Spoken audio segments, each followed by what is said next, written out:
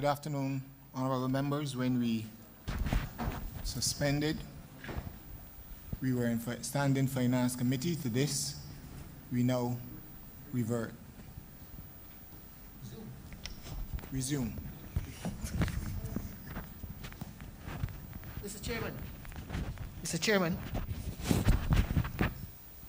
Head 91, Ministry of Youth, Sports, and Community Empowerment, in the sum of $43,662,409. Honorable member for St. John.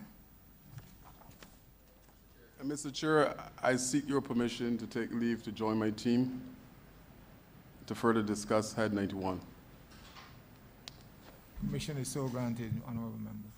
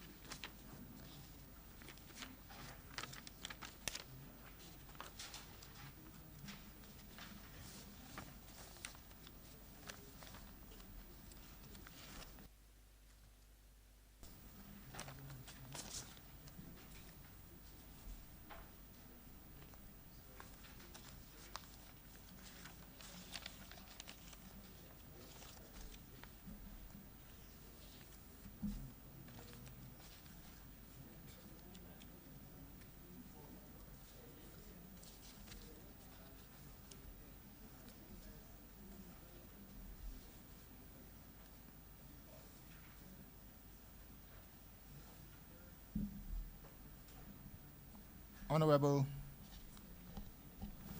Minister, you may proceed with your opening remarks, but in doing so, we ask that you introduce your team to this honorable house, and then you can proceed with your opening remarks, which is for 10 minutes. Thank you, Chair. Joining me today to discuss Head 91 is Permanent Secretary Mrs. Yolande Howard, Director of Youth Affairs Mr. Cleviston Hunt, Director of the Youth Advanced Corps, Mr. Holly Haynes, Manager of the Youth Entrepreneurship Scheme, Mr. Ryan Mosley, Principal Youth Development Officer, Mrs. Andrea Titus, Chief Community Development Officer, Mrs. Sandra Greenidge, Program Coordinator, Mrs. Bridget Marshall Griffith, Coordinator of Community Development Celebrations, Secretariat, Ms. Jessica Pars. Sports Development Officer, Mr. Stephen Rowe. Director of Sports, National Sports Council, Mr. Neil Morrow. Deputy Director of Sports, Mr. Emerson Bascom. Senior Accountant, Mrs. Sabrina Warrell-Wood. Senior Superintendent of Works, Mr. Nicholas Matthias. Assistant Director of Sports, Mr. Wayne Robinson. Chair, it is indeed a good time to be what we call youth. In this ministry, it is identified as those persons from 9 to 29. We have embarked on a number of proactive programs that will see our young persons move to another level in this country. Outside of the programming, it is our desire to have the Division of Youth Affairs within this ministry move to the pinnacle of youth work within the Caribbean again. I am very, very confident that those persons who are joining me in this room this evening possess the requisite skills to ensure that we move our young people in this country forward. We are tasked with dealing with youth, sports, and community development. And to that end, we have what we believe are proactive programs that will do exactly that. The mantra in this ministry was to facilitate the needs and aspirations of the young people in this country, and I believe we still embrace that as one of the planks for what we do going forward. What I'll do, Chair, is to go through some of our programs that you will probably hear discuss a little further as we progress this afternoon. We have the Youth Entrepreneurship Scheme, and this is a program that seeks to provide those persons who are business-oriented, those persons who are seeking to be involved in self-employment, entrepreneurship, with the necessary training that they can run their business at a level that will provide not only financial gain for them, but at some point in time to create employment in this country. The Youth Development Program is wide, and the programs that fall under the Youth Development Program are primarily catering to the youth, because we're dealing with youth, sports, and community development, and hopefully by the end of my 10 minutes presentation, you'll get a snapshot of what is going on within those three areas. The Youth Development Program, we oversee community projects, and these are done primarily by the youth commissioners within the ministry. There's a National Community Sports Training Program, and this, although we're targeting the youth here, obviously it straddles sports as well. The Youth Achieving Results, and this relates to performing arts, where we provide those persons who are interested in dance, drama, with an opportunity to hone those skills. We have a set of programs that are looking to create avenues for persons to get into entry level into the world of work. We have Pathway program, we have Get Into program, Get Hired program. These are programs that we provide the necessary training for those young persons who are looking to, like I said, step into the world of work. The Next Step training program is also an initiative under the Youth Development Program that seeks to put those primarily unemployed persons who are interested in training into those institutions like the Samuel Jackman Prescott Institute, the Barbados Vocational Training Board, and Palmerine Barbados Community College. And we have seen where these programs would have impacted in a meaningful way to those persons who seek to get involved in those particular programs. Sports, as I mentioned before, we are embarking on sports development training at the community level. The National Sports Council is tasked with development of sports in this island, and we are trying to ensure that there's a groundswell again of sports across the country by engaging in sports at community level. And if we can do that, I'm constantly saying that there's a possibility that we can unearth a lot of the latent talent that we have across the country. The community empowerment aspect of the ministry is dealing specifically or revolves around activities that happen at the community center. And we are trying as much as possible to ensure that all of the community centers are back to what there should be in terms of running programs at community level for those persons who in the afternoon might seek to get involved in a level of training. The Building Blocks Initiative. This is a program too that we can identify as part of the community empowerment program at the ministry, because we are providing those youngsters at community level who are interested in business. We're providing a home, so to speak, a location where they can ply their trade in a level of comfort. And this program, we're expected to spread across the country as well. We have started the process, and we will continue to ensure that we reach every single corner of the island. The Barbados Youth Advanced Corps, which was formerly the Barbados Youth Service, is one of those initiatives that we are using to help propel our young people into a positive direction. We have seen some positive results coming from that particular program, and we plan to expand that program as well. In addition to this, we are trying to be as proactive as possible within the ministry. So we're looking to ensure that all of our training programs that were not certified before will now be certified, so that persons can have a weighted certificate when they move away from our training programs. And plans are in train to ensure that that is what will happen at the end of the day. So, Chair, these are some of the programs that you will hear, and we will expand them as the evening progress. And I beg now that Head 91 stand par.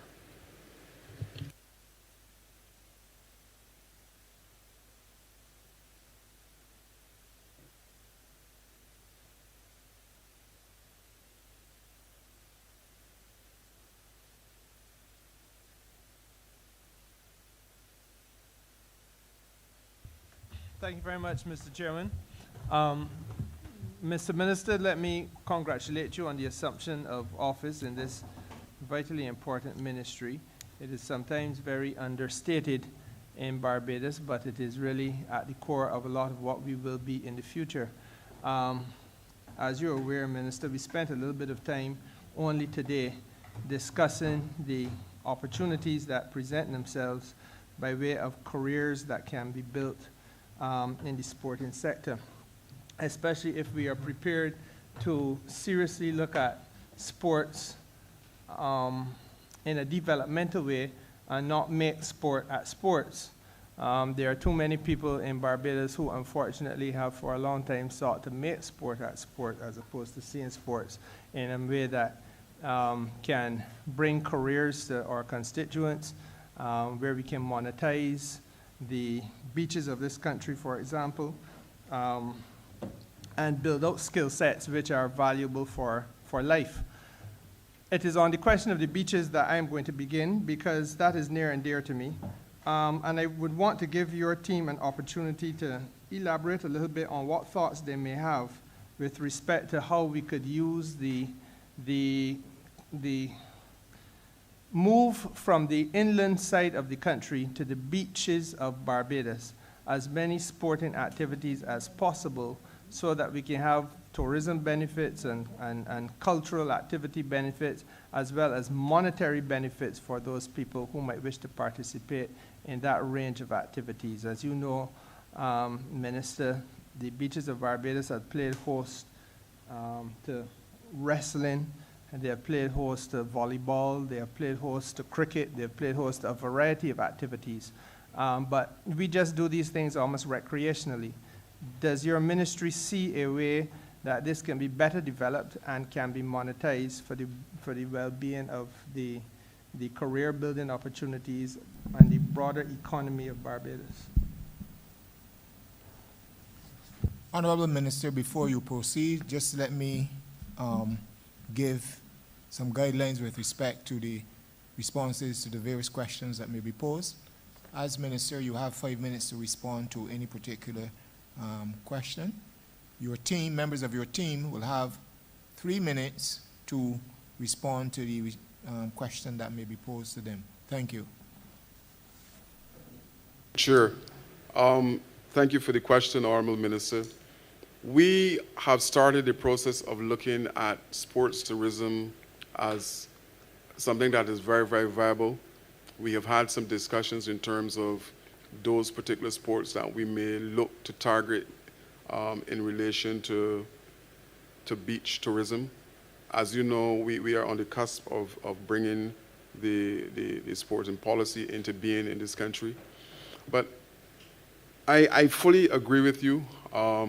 We have the natural resources that we can trigger these sporting activities on the beaches across Barbados. It is in part, the onus is on some of the national federations to step forward as well and look at what is happening in terms of the global market. We believe that if we can tap into sports tourism, that it will redound to several benefits. Those persons who are living in the particular location of the competition can seek to engage in commerce in terms of selling products to those persons who will frequent the location. But to further expand on this, I will ask two of the officers to respond to you, Sports Development Officer Mr. Rowe and the Director of the National Sports Council.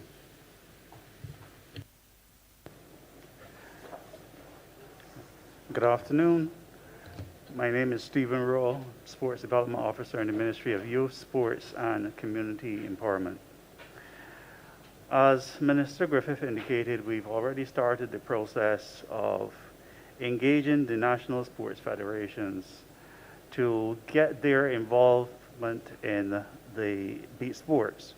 Now, we have a number of sports that are traditionally conducted on the beach. We have the sailing, we have the surfing, the windsurfing, kite surfing, and the like. However, within recent times, we would have seen that there are opportunities for a number of other sporting disciplines to be adapted to being played on the beaches. And in that regard, I started engaging the associations. And I must say that they are somewhat elated to be getting involved in this initiative. However, they are skeptical with respect to moving forward. They are awaiting the reopening of sports, which should be happening shortly.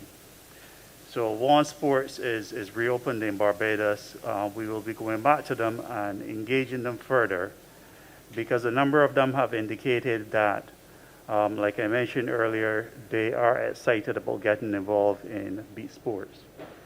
One of the things that they have mentioned, both for beach sports and indoor sports, is that they will be focusing quite heavily on youth competition and engaging the youth from the region and internationally. And the thinking there is that in so doing, the youth will be traveling with their parents, guardians, coaches, and the like. And so the contingents would be a lot bigger, a lot larger than if you target the seniors. They will target the seniors as well, because the more persons we can get into Barbados, the better it will be. The other thing that came out of those discussions with the associations, and namely volleyball, for example, they've indicated that what they found is that the key persons who participate in the indoor element of the game are those same persons who participate in lead the process in the beach aspect of the games. So the associations are desirous of taking the opportunity to build out their respective sports as far as adapting it to the beach is concerned, so that it would not take away from the inland element of it. Thank you. I want to thank the officer for his response. And I will only say in answer to that, Minister, that I think that this is an opportunity for us, not only for you as a minister in your ministry, but for us as a country, to start to think a little bit more broadly about the opportunities that present themselves. Because developmentally, there really ought not to be a clash at all between what we do on land and what we may be able to do sporting-wise and culturally on the beaches. The fact of the matter is that there are specific variations of the sports. If you think about it, beach volleyball has absolutely nothing to do in the Olympic level competition, for example, with volleyball that's being played in a gym. The same thing is true of several other variations. Beach soccer has nothing whatsoever to do with the soccer that we will go and sit down and watch being played on a playing field. But what you're doing is using the variations for the purpose of monetizing opportunities and creating new career avenues, and that is what I would urge that the ministry look at. I say this seriously. The Brazilians have made tremendous strides financially for themselves in doing this. I see the southern coast of the United States being utilized, especially Florida, for the same purposes. And I give you one last example as I close. In the last Olympics, I was quite amazed to hear a lady who was rowing, and the Canadian team that she represented was winning a major medal. It may have been gold or silver, I can't remember which. But she was saying that she leaves her home in Canada and drives 80 miles to the coast in order to train. Now, there's nobody in Barbados who has to do that. And because of the ease of access to the beaches, we, I think, need to see that there's an opportunity before us for developing specialty skills in new areas which can help our athletes on a broader basis. If I could ask the second question, Mr. Chairman, it is of a more constituency-oriented nature, and it is simply... I just wanted to give the Director of Sports an opportunity to weigh in on this as well before you move on. Sorry. Thank you for your question, Honourable Minister Simmons. And your comment is apt, and it certainly is going along the same theme that the management of the National Sports Council in our planning over for this next fiscal year, the direction that we are going. Mr. Director, sorry to interrupt you, but let me make this to all members of the team. Should have said it before. Before you begin to speak, you will need to introduce yourself and the particular position for the records of the House. Thank you. My apologies. Neil Murley, Director, National Sports Council. As I was indicating, the comment of Minister Simmons and his question is the general direction that the management of the National Sports Council is seeing the direction where we are going in terms of beach sports. We are focusing on not only surfing, sailing, beach volleyball, beach football, but there are other aspects including rowing, coastal boating, and a powerboat sailing program, which are world-renowned programs.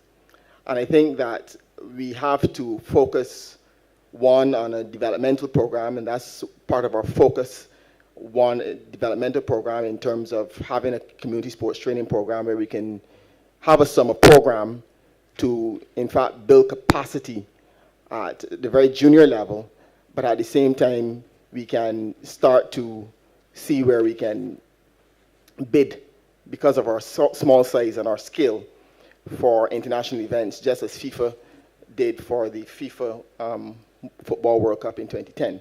So the focus of the National Sports Council is, one, a building block program for young persons. We have engaged, and I know that the International the Sailing Federation is, I think over the next few weeks, they will be training a number of their juniors for sailing, so they're moving in the same direction that we are going in. But then at the same time, we want to, of course, build out our beaches with the necessary resources in terms of being able to bid competitively across the world for those big beach sport games. So we are actually moving in a similar direction to your query, Minister Simmons. Thank you. Thank you very much, Director. While I have the microphone and I can ask my second question, Mr. Minister, I want to begin by emphasizing that I can lay absolutely no blame at your feet. And frankly speaking, I do not know that I can cast blame in any direction particularly. I'm really trying to now get a feel for what the thinking is. As I have moved around Barbados, and I'll tell you why I moved around Barbados doing what I'm about to discuss. Because my constituency is one of those. I don't know how many others there are. I would wager that there may not be many. But my constituency is one which has no community center at all. That may come as a surprise to you, Minister, but it is a fact. And having represented that constituency now for 20 years, I think that I've held my peace long enough. I can now speak my mind about that. I consider it to be a disgrace. And I think that the people of St. James Central have been treated exceptionally badly over 2 decades. Now, out of an effort to try to ameliorate that pain that has been foisted on them, I have had to reach out in this particular administration to private entities to assist me in trying to find a solution. And the solution that I happened upon was to source a container, find an enterprise that would finance the retrofitting of a container so that the container could be placed, and very graciously with the support of the National Sports Council, on a playing field. And then we'll be able to begin the work of having that space, which is now retrofitted, to function as a community resource center. I want to begin by thanking the former minister and thanking also the permanent secretary, Ms. Howard, I believe, for their assistance in this regard, because it could not have happened without their blessing. But for me, there is a policy issue here, Minister, that we have to talk about, because I do not know if I'm the only MP, and maybe my constituency was alone in the darkness where everyone else had light. But in the event that we are not alone and that there are others who suffer this similar fate, when I then tried to go around the island to see what community resource centers were equipped with, how they should function, I came to recognize, frankly, that community resource centers in Barbados seem to be, some of them, in very bad state. So in my case, then, none at all, and in some cases of what I saw, it was a parlous state. And I don't know that we are being fair to this country's young people if we are saying to them, well, you can come and use a community resource center, but the community resource center is run down and not maintained well. And as I said, I have had to voyage out on a venture of my own because apparently the budget for 2 decades, the budget of the government of Barbados did not see community resource facilities being important in the constituency I represent. So rather than get on bad, I decided that I would go the route of trying to secure it by private enterprise. But no, this presents a problem though. And I think that we have to be fair in our looking at this matter, because we are looking at a couple of failures, systemic failures. The first systemic failure is no constituency, in my view, should be bereft of an opportunity to have community centers. If a community center is something that is desirable in St. Michael and desirable in St. Joseph, it got to be desirable all across Barbados though. And I feel so, and I say so unequivocally. Secondly, is not every single member of parliament who is going to be able to leverage the assistance from private enterprise to be able to get a community center created in his or her constituency. And therefore, if you fail to have an equitable distribution across the island, you are essentially failing communities. And I want to understand who in there sits down almost as if they're God on high and predetermines that there are some communities in Barbados that should be bereft of this kind of social intervention assistance while others are able to get it. And in some constituencies, don't have one or two, but got three. And I feel that is something that the country needs to have explained to it. Now, Minister, you now come, but there are those who sit behind you who've been around for a long time. And there must be somebody in there who helps to manage this process and think it through. And I would want to hear from them.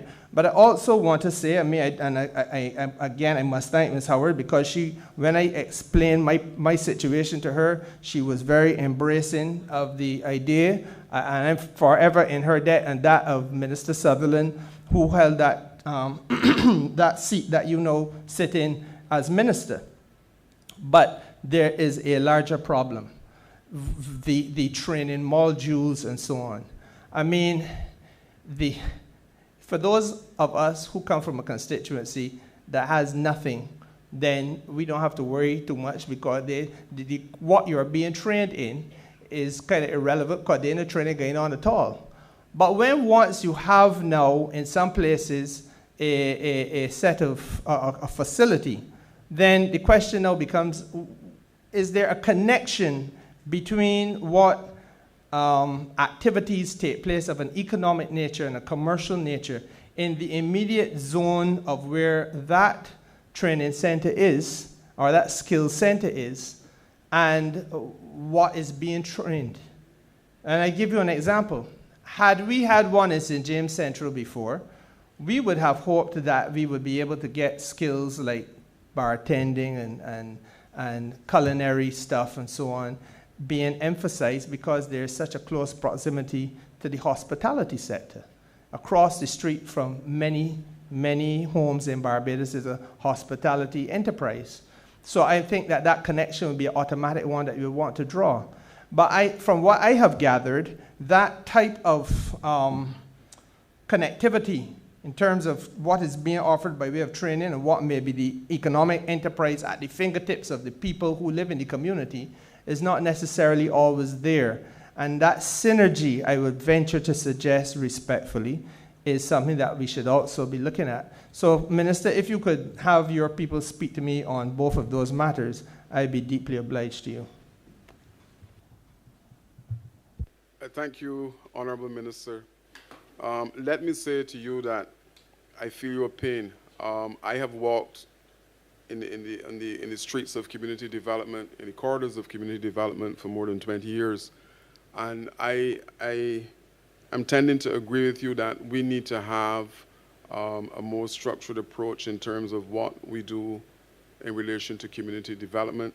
I am pivoting in your direction in terms of ensuring that every single community where there is a community center, and in those cases where there's none, that we seek to ensure that there's a structure in place that will allow us to provide the type of training that you have asked about. And I agree with you that your constituency should not be isolated.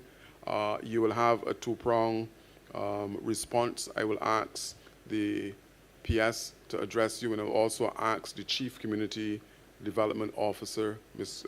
Greenidge, to speak to you in relation to this particular situation as well. Thank you, Minister, and thank you to the Honourable Member for St. James Central for his query. I'd like to respond to the second question first, which relates to the connection between the economic zones of each centre and the training. Madam PS, I hate to interrupt you. I will ask you to come a bit closer to the mic and also introduce yourself as you begin to speak. Thank you. Sorry, Chair, my apologies. Yolande Howard, Permanent Secretary, Ministry of Youth, Sports and Community Empowerment. I was referring to the second question which was posed in terms of the connection between the economic zones of each training center and the training delivered at each center. And I will be honest to say to you that the training which is delivered is not always related to what is going on in each area. There are two prongs, or two sides really, that we have to look at. One is the needs of the country. What are the labor market needs? What are the skills deficits that exist in the labor market, and for which we need to focus? And indeed, that is what would have prompted the creation of the Community Technology Program years ago. Secondly, there are persons within communities that do request certain courses, and the officers, who are all trained in social work, would, in conducting their needs assessments, take that information into consideration, and that is then recommended. Yes? The reports from those assessments are looked at, and recommendations are made to the kinds of courses. But the point that you're making really is indeed critical, because there are certain areas in Barbados where we have certain economic activities occurring. And yes, it is necessary for us to look at that, a more targeted approach to our needs assessments. And it is something, yes, we will look at. So thank you very much for that point, which we can take on. In terms of the location of centers, I do recall in a previous presentation, the Honourable Member had made reference to this. And we have not yet been able to identify a location in St. James Central for the community center, or a community center, but we have been, over the last few years, identifying some sites that do require. I must go back to the point about the location of centers, though. The initial siting of centers would have been based on population density within communities. Those densities will change, and it means that we need to be able to assess the community population density and demographics to then assess the need for a community center. And over the last few years, we have been identifying some centers, but unfortunately, we have not had the resources to be able to build as many new centers. We did successfully attain approval and funds from the Ministry of Finance to build a new center at the Bathsheba location. We have gotten permission as well to build a center in Bridgetown in the area of Pondside Bay Street, near the London-born community. We're looking at other sites as well. We're now looking as well as a site in St. Thomas, because like St. James Central, St. Thomas does not have a dedicated community center. But I want to assure the Honourable Member that we have not forgotten him. The question was posed before, and we are looking at all areas. The Ministry of Housing, Lands and Rural Development would, of course, have to be guiding us in terms of the location of state lands that can be used to accommodate community centers. I hope I've been able to respond to your questions, and I'll now pass on to the Chief Community Development Officer, Mrs. Greenwich.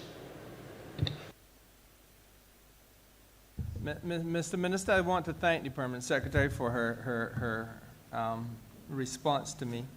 And as I said, I have passed the point where I have angst in my bosom.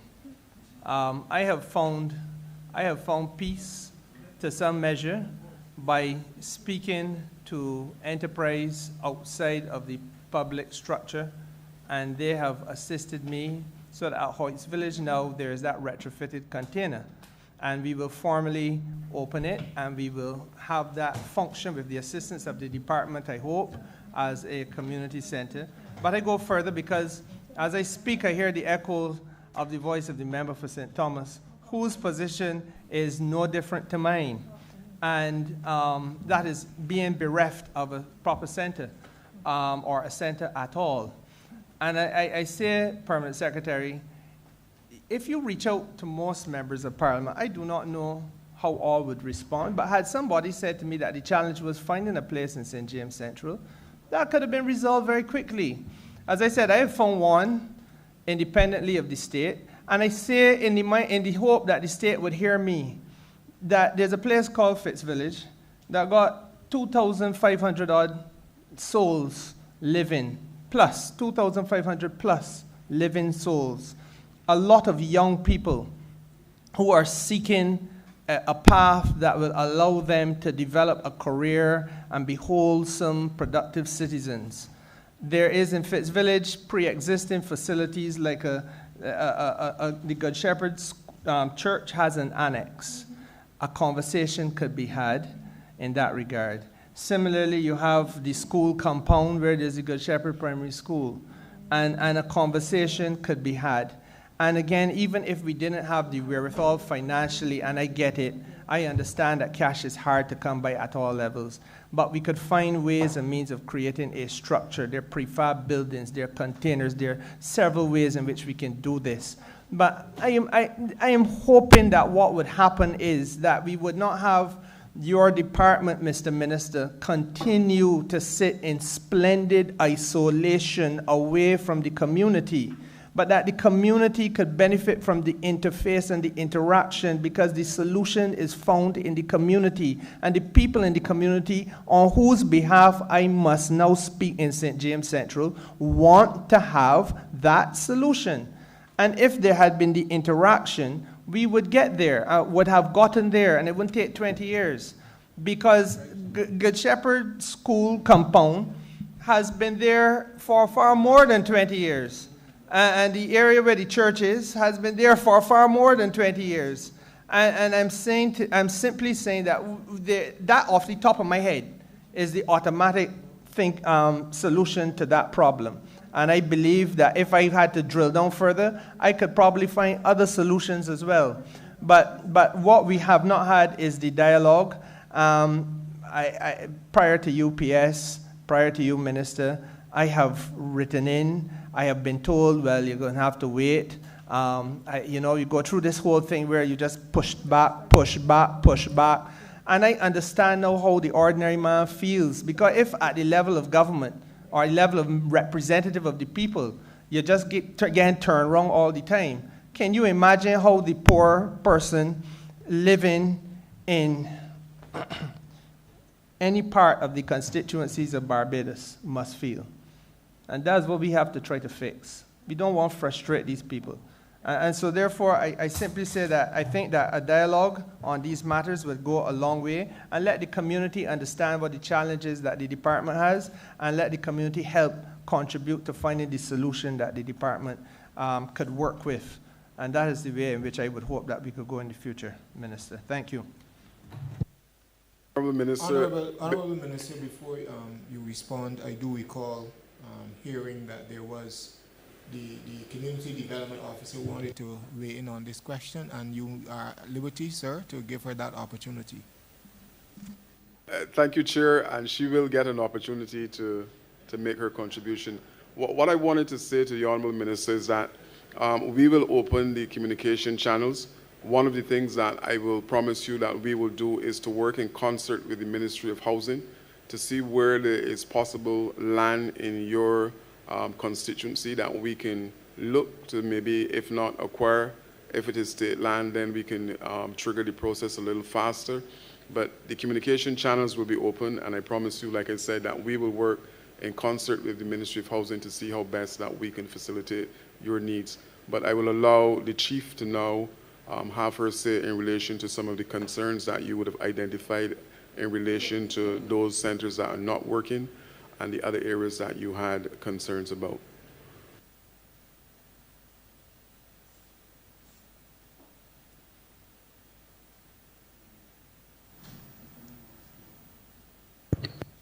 Thank you, Honourable Minister. Good afternoon, everyone. My name is Sandra Greenidge, and I am the Chief Community Development Officer. Actually, our dear PS has responded quite comprehensively to the question, and there's not much really that I can add to that.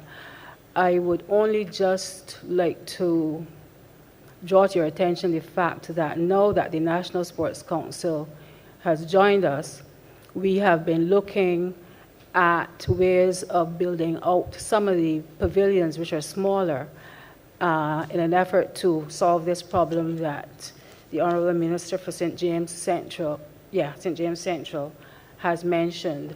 So this is something indeed that has occupied our attention for some time.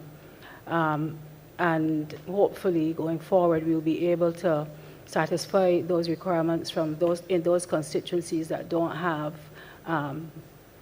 facilities. Like Pierre said, the demographic of the constituencies has also changed. Some communities have grown in terms of the population, and some have dwindled. This is a reality, and this is something that we have to adapt to. So that's my contribution to that point. Is there another question that I should have been responding to?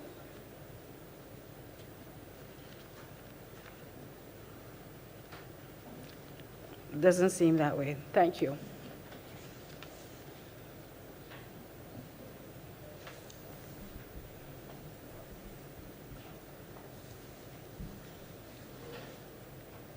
No further questions for you, Madam, from the vantage point. We now move on to the Honourable Member for Christchurch East.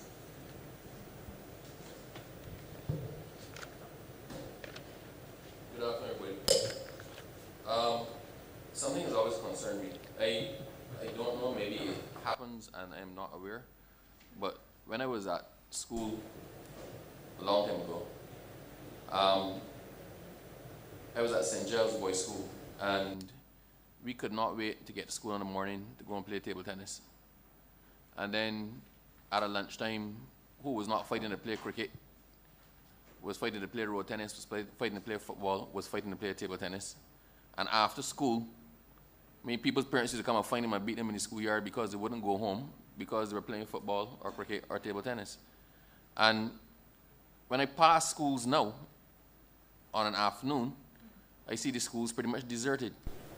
So I don't know what plan the Ministry of Youth and Sports has to reinvigorate our young people. But I think half of our difficulties, we didn't have many fat kids at school back then because, quite frankly, everybody was running around all the time.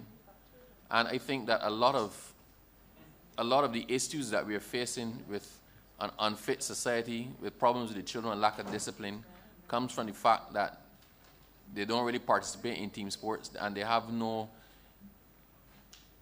initiative and enthusiasm to try to get themselves fit and to do something to burn off some of that excess energy. So I don't know what you have in train or plan for this year to actually re-inspire our kids to get out and exercise. And it can't just be simple exercise. It's got to be something that makes them want to do it. So I'm going to start with that one. I have two to come. Thank you for your question, Honourable Minister. One of the first things that I would have mentioned when I came to this ministry is the fact that we need to restart sports at the grassroots level. We need to ensure that communities are involved. We have a department, the National Sports Council, that is tasked with developing sports across this country. So yes, because of COVID, and that is the elephant in the room in almost every instance, because of COVID, we have been hit by the fact that we cannot go out the way how we used to. But plans are definitely in train to trigger our sports at community level again. The Sports Council, we have coaches that will return to the primary schools in particular to ensure that sporting programs are happening at that particular level. So yes, I take your concern in relation to the lack of sports that is happening at the school, at the community level. But we will endeavor to ensure that sports is returned in a very, very vigorous way across the country. To buttress what I'm saying, I will allow the two directors to speak to you, the Director of Youth Affairs in terms of what we do at the Youth Development Program. Note that we have twinned the programs now in relation to our sports training program, and I will also have the Director of the National Sports Council speak to you in terms of what the coaches at that particular location will be doing to restart, when we restart sports, to have it at a vibrant level. Thank you, Director. Thank you, Honourable Minister. Good afternoon to the Chairman of Committees, fellow MPs. My name is Cleviston Hunt, and I am the Director of Youth Affairs. It is really a pleasure this afternoon to provide some knowledge and some insight into the programs of the Division of Youth Affairs. And I must agree with the Honourable Minister Simmons that sometimes we've been too reticent in educating the public about the investments that we make in youth development through the programs that we offer. This year, we've been able to leverage some resources, so we've strengthened our public relations arm. So I can assure you that the issue of public relations and promoting the programming that we have is one that will be addressed and that we are actually actively addressing to ensure that the well-being of young people across the country is maintained. And the question from the Honourable Minister Abrams also fits in with that whole thrust that we have to enhance the fitness and the well-being of young people across Barbados. Through the national... Honourable members. Thank you. Proceed, sir. Through the National Sports Training Program, this is one of the avenues that we are using to improve the fitness and wellness. Through that program, we are offering to young people of Barbados, age 6 up to 29, the opportunities to participate in a number of disciplines, in a number of areas and a number of locations across Barbados. This is one of the flagship programs for the Youth Development Program. And this year, we also will continue the merger which we have had with the National Sports Council to provide programs like what we've seen last year, the Fit for Life program, as well as an increase in the number of disciplines in which young people can participate across the country. The concern that you raised, Honourable Minister, is one that is known to us. We have had discussions looking with the body that deals with the NCDs, the non-communicable disease. And this is one of the concerns that they would have raised in the research that they have had in Barbados. And of course, we in the ministry, we are committed to ensuring that we put these programs in place to ensure that the wellness of young people is addressed. Thank you.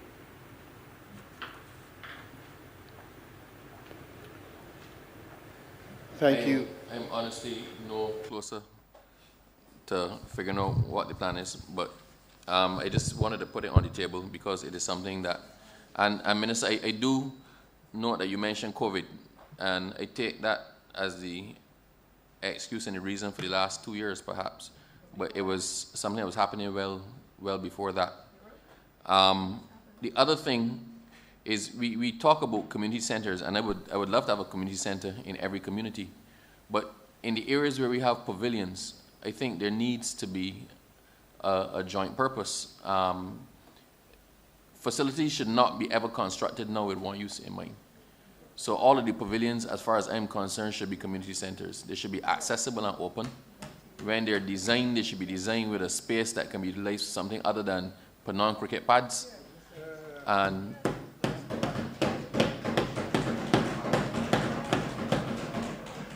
so for me, any pavilion should have in it 2 table tennis boards. It should have a drafts board, that thing you throw, darts, a darts board.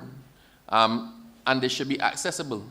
When you pass any pavilion on an evening, like about, I would say, anytime after 4:30, 5 o'clock, the bulk of the pavilions are locked up. So you might have people coming to play basketball or netball, but the pavilion shut up. The toilet shut up. Now, the reality is, people's greatest use for those during the week is after work. So a community center or a pavilion that is not accessible to people to use between 4 o'clock and 8 o'clock, you're actually wasting time. It is the accessibility. I mean, it's not a case you have to build it all the time. Let us look around and see what exists there that can be put into use just by a change of rule. I don't know whether it is that the contracts for the persons who mind the pavilions or mind the community centers says that they work from 8 to 4. But what use is a community center open from 8 to 4 is only of use to somebody who is actually unemployed, right? It provides no assistance to the person who has a job and who may want to learn a skill afterwards, who may wish to go and play dominoes with some people or learn something else. So I think that we need to look at that, at revamping the way we think. COVID has taught us that the normal rules no longer apply. So it can't be an 8 to 4 system for everything in government. We have to look at fitness for purpose. We have to look at what the need is and what time frames actually fit that need to make it of use, because a community center that is not available to the bulk of the community at the time when they need it is of no use to anybody at all.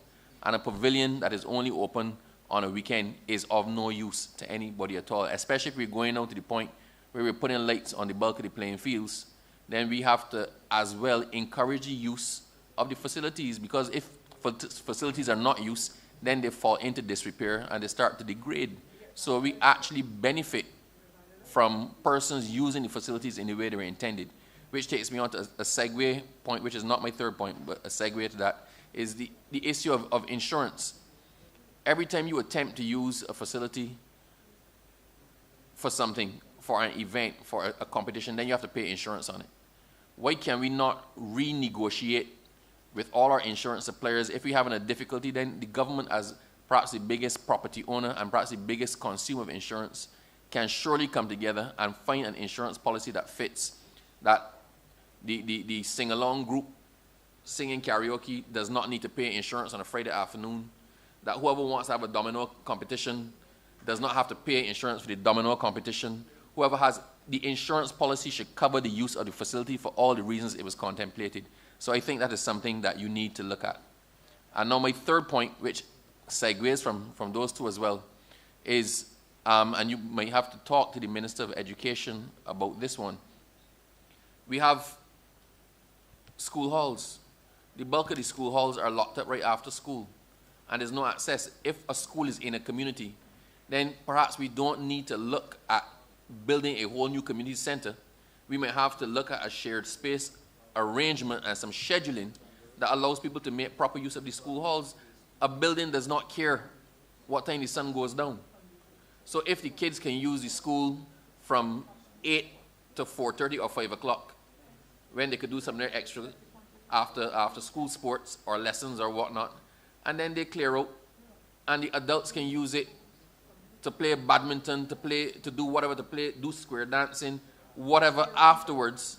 And once again, it can't be that they have to pay a separate insurance for every use of it.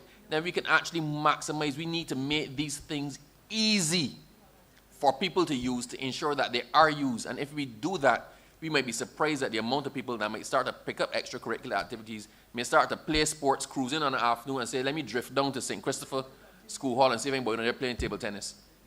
Right? So I've lumped all of those together, and I think you get the gist, so please feel free to answer in any order. Thank you for your questions, Honourable Minister. You will have the feedback from the Director of Sports. You will have intervention from the Permanent Secretary as well. But let me say to you that you said our answers were not providing you with a plan. Prior to COVID, there were community sports training programs where the youth commissioners were tasked with registering persons from within their district, so to speak, and engage in probably 12 weeks or so of training.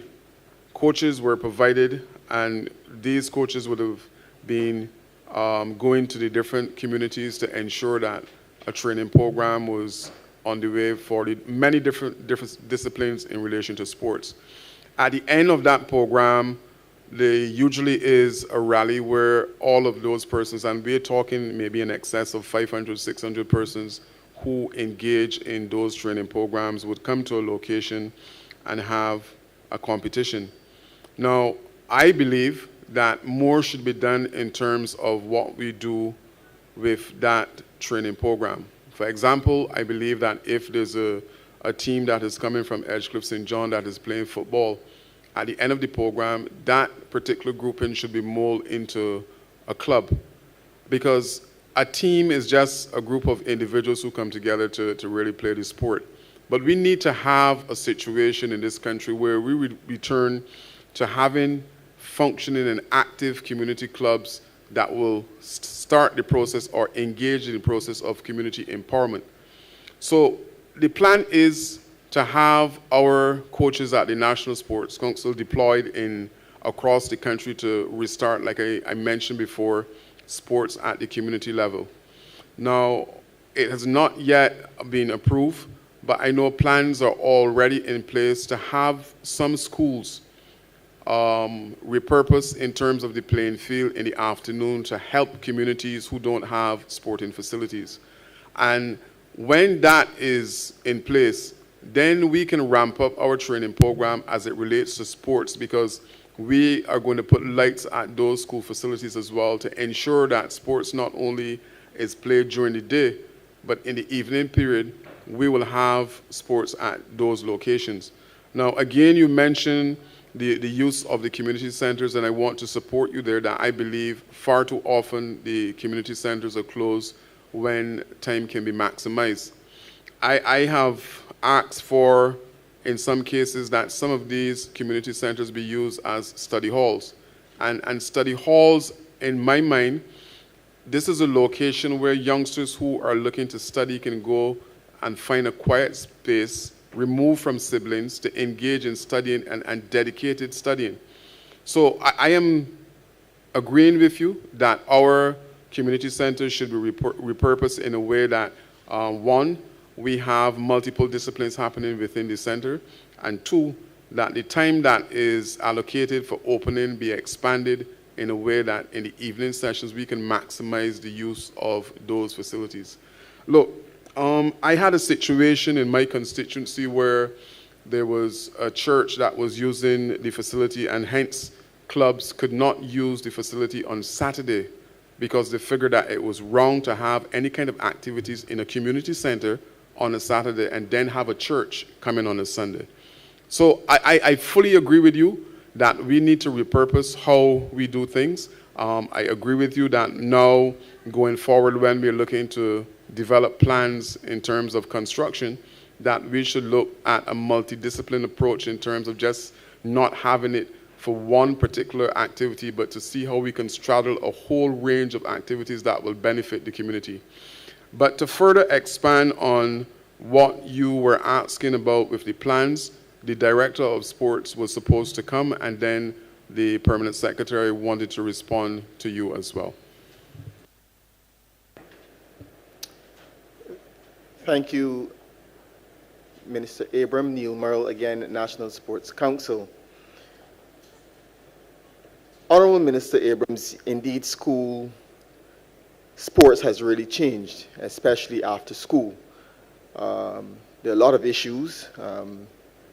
Part of the issues surround transportation from kids getting home. But again, we have already signaled to the Ministry of Education that we want to put this issue squarely on the table and to have a discussion around it to see how best we can liaise with the Transport Board and other entities to see how we can get this particular issue of school sports, especially on evenings, resolved. Because I do agree with you with the 1 or 2 hours that that sports is played and disciplines are played in sport.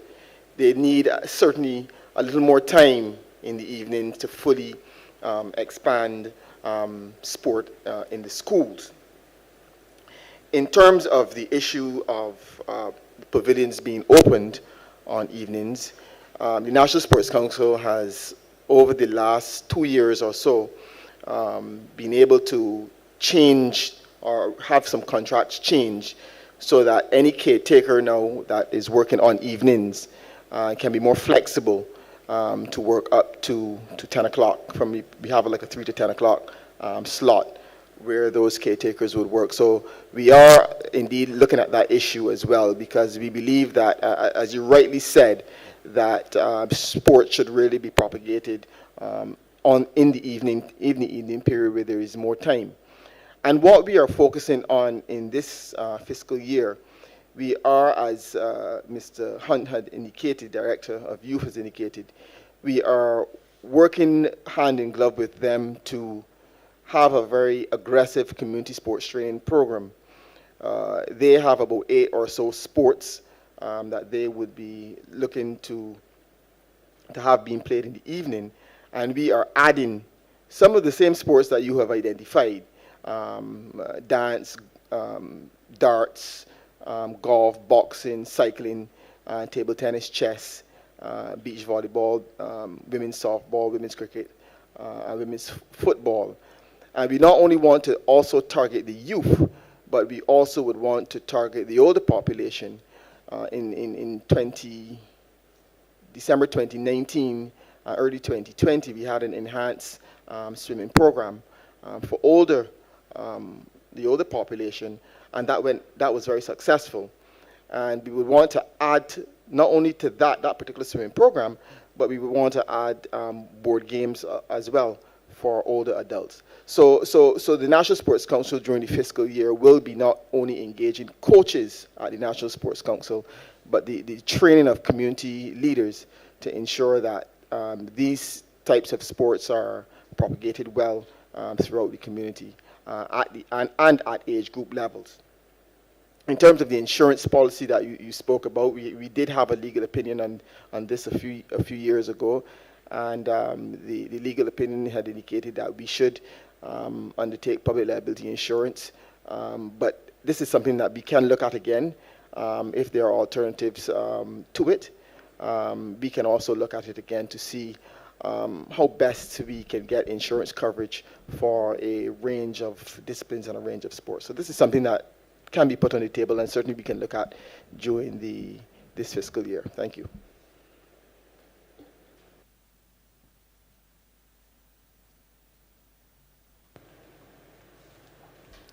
Yolande Howard, Permanent Secretary. I want to thank the Member of Parliament for Christchurch East for raising the issues, particularly those that relate to the purpose of facilities. I think specific mention was made of pavilions. I wish, though, to point out that we have discussed the whole matter of having facilities which are multi-purpose, facilities that can provide space for recreation, that can provide space for sporting activities, for training. PS, I need to interrupt you again. Could you please come a bit closer to the mic and speak a bit louder? Thank you. Not a problem. Yes, we have been looking at having centers which can provide space for various activities. And indeed, the new facility which is to be constructed at Pondside Bay Street that I alluded to earlier, and which was designed in consultation with the views and ideas of members of the community surrounding that location, has identified activities, including sporting activities, including training activities, and other activities that can be implemented and can be coordinated within that new facility. And that really should be a model for future facilities. Unfortunately, a number of the community centers that were built decades ago really were just built with small halls in some cases and a platform, a stage. Not a lot of space would have been made available for training and for sporting activities. We have also identified at one of the locations in St. George, the Greens Community Center, which provides training in our technology program, but it also provides space for activities undertaken by groups called our Safe Havens groups. That is a program which is administered by our program coordinator in the Community Development Department. And that space is shared by the National Sports Council. There is a pavilion, there's a very big field, and on a recent site visit, we actually identified space for road tennis courts. So the whole idea is to develop locations, facilities that can provide spaces for several types of activities to occur. I want to just also point out two other things.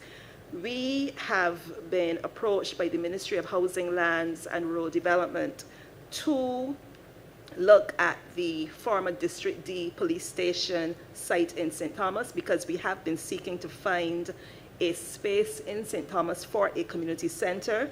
Previously, Community Development Department has been using the Holy Innocents Church Hall, and we need to have a home for the community residents.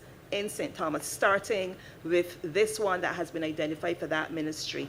As far as is possible with the existing facility and existing building space, we will try to have as many activities as possible so that it is in line with our new focus on multipurpose. The last point I want to make is in relation to the whole thing about centers being closed after work. That is a point that has been discussed several times in the ministry, and there was a recommendation that came from the Chief Community Development Officer to help in having the centers opened until at least 11 o'clock at night. And there is a paper, a draft paper, that speaks to the establishment of center management committees, which will be comprised of members of the communities who will assist in managing the communities. And that is something that we hope to have in place early in the next financial year. I think that is about it, but I want to thank the Honourable Member again for pointing out the issue with respect to insurance, and also highlighting the fact that we need to have joint purposes for our pavilions and other facilities. Thank you. Thank you very much.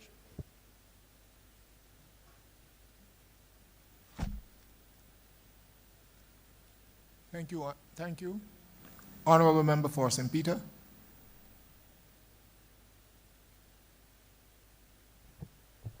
Thank you very much, Mr. Chair. And let me begin by thanking the Permanent Secretary spoke just now to a matter that I wanted to raise, and that had to do with local management of facilities. And whilst I heard that there is a paper that contains the information, the proposal, I would hope that the paper doesn't take a whole long time, because I remember this matter being up for discussion some while ago, maybe at least a couple of years ago, of having local involvement in the management of the facilities. I remember over a year ago having a meeting with some of the officers from the ministry, and I believe that this is something we have to move on. It can't take the regular time that these things take to go through the public service. I am like the Honourable Member for St. James Central. I don't have any angst either, but even after only 3.5 years, I feel as though I now have permission to be a lot more blunt than I used to be.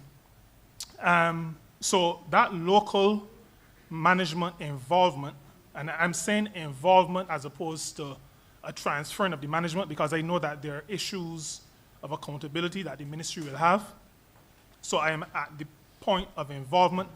That is going to be necessary if there's going to be a continual feeling of the pulse of the community and what the community needs.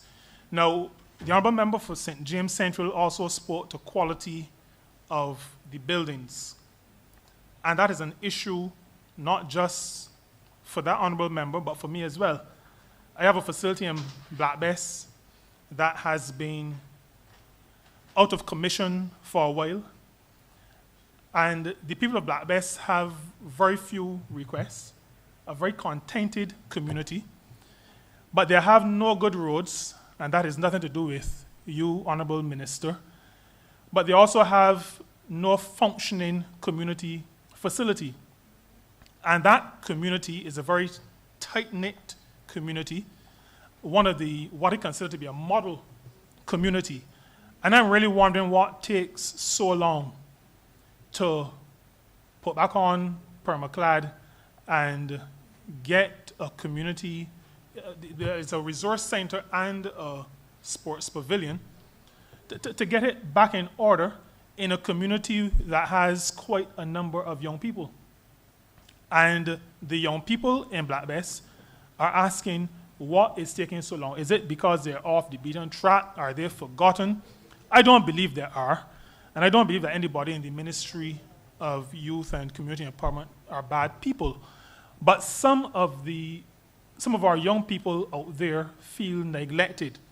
And I'm wondering what is being done. The question is, what kind of monitoring mechanism is there for community centers, sports pavilions that will feed back into the ministry the state of repair or disrepair in the case I mentioned before, and what is put in place to make sure that these deficits are addressed? That is my first question.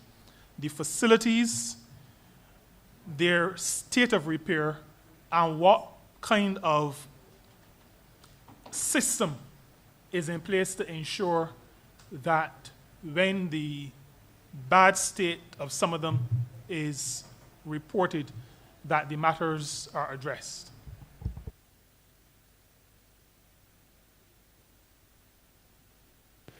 Thank you, Minister.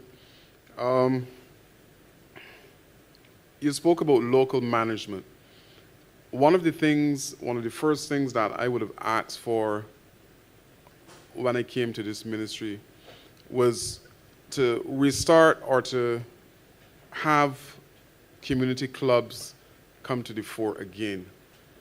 Now, it is going to be difficult because I've experienced it in my own constituency to have an individual take care of the keys for a community center. And you spoke about shared responsibility. If we can have functioning community groups across this country again, then it is going to make it easier for the Ministry of Youth, Sports and Community Empowerment to carry out the mandate as it relates to having programs, structured programs at some of these community centers. Because if we have a club that is functioning, for example, in Black Bess, then one of the things that can happen at that particular locale is that they can send information. Now, this is not in any way to take away from the responsibilities of community development, but they should be able to share information as it relates to the state of the facility at Black Bess. They should be able that if other members of the community want to use the facility at Black Bess, that you have a strong, vibrant community group functioning in Black Bess that can help to take the responsibility in terms of having the center open and monitoring the process. Now, the community, I'm going to ask the chief to speak to you in relation to what is happening at Black Bess. I happen to know that contracts were issued for repairs at Black Bess and Boscobel as well. But we need to have strong community groups, and part of my plans going forward, like I said, I've asked community development, I've asked the youth development program through the youth commissioners to have a new set of community groups functioning. I don't just want a fly-by-night group that will come and die. We have the necessary resources within the ministry that will strengthen all community clubs across this country. The resources are there. But the thing is to get those clubs up and running, because that is part of the very essence of community empowerment. And we're using sports, and all of it redounds to the fact that we are pushing community empowerment. So, yes, I hear you in terms of the shared management, but the shared management will be tenfold or work even better if we have those community groups that are working again at community level. That is one of the main ways that we are going to trigger empowerment of community, through sports, through having those particular groups functioning and function at an optimal level. And like I said before, the resources, all of the necessary resources that are required to move those community groups forward are within the doors or the building of this particular ministry. But in relation to your concern, your immediate concern in relation to the state of the communities, I'm going to ask the chief to speak to you in relation to that. Sandra Greenidge, Chief Community Development Officer. Thank you very much. Thank you very much for that question, Honourable MP for St. Peter, and also my Minister, the Honourable Mr. Charles Griffith.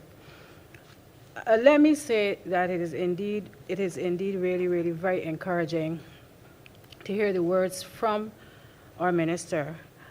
I am happy that we have at our helm a minister who has walked the walk and who has talked the talk. And from what I can see so far, his pulse is on what needs to be done in the community from personal experience. And that is very encouraging for us. In relation to Black Bass, the Black Bass building is a building that is shared by the Community Development Department and the National Sports Council. The pavilion is on the upper level and the lower level is the resource center. Now, the condition of the center has deteriorated to such a state that work on the upper level is vital before anything can be done downstairs.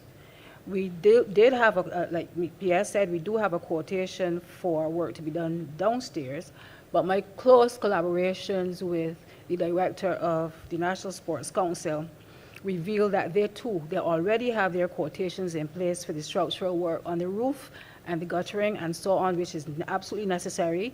And if they haven't started yet, I am sure from what Mr. Morrell has said to me, director, that they're about to start any minute now. So that's the situation with Black Bass. There are a number of centers that we've been trying to renovate or repair or to bring up to a suitable, satisfactory level of operations. And so we can't address all at the same time because of manpower and obviously because of resources.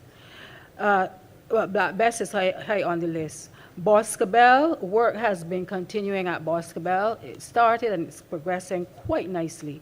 And that is due to conclude by the end of March. From the reports I received, I visited the center. I'm quite satisfied with the upgrade. There were a lot of problems nagging us at that center with birds coming in and the quality of windows and so on. And there's excellent work being done there now, I must say.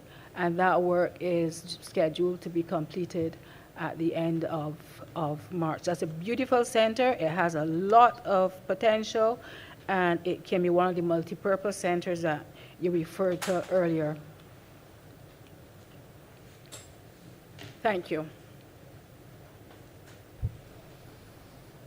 Thank you, Minister and Director.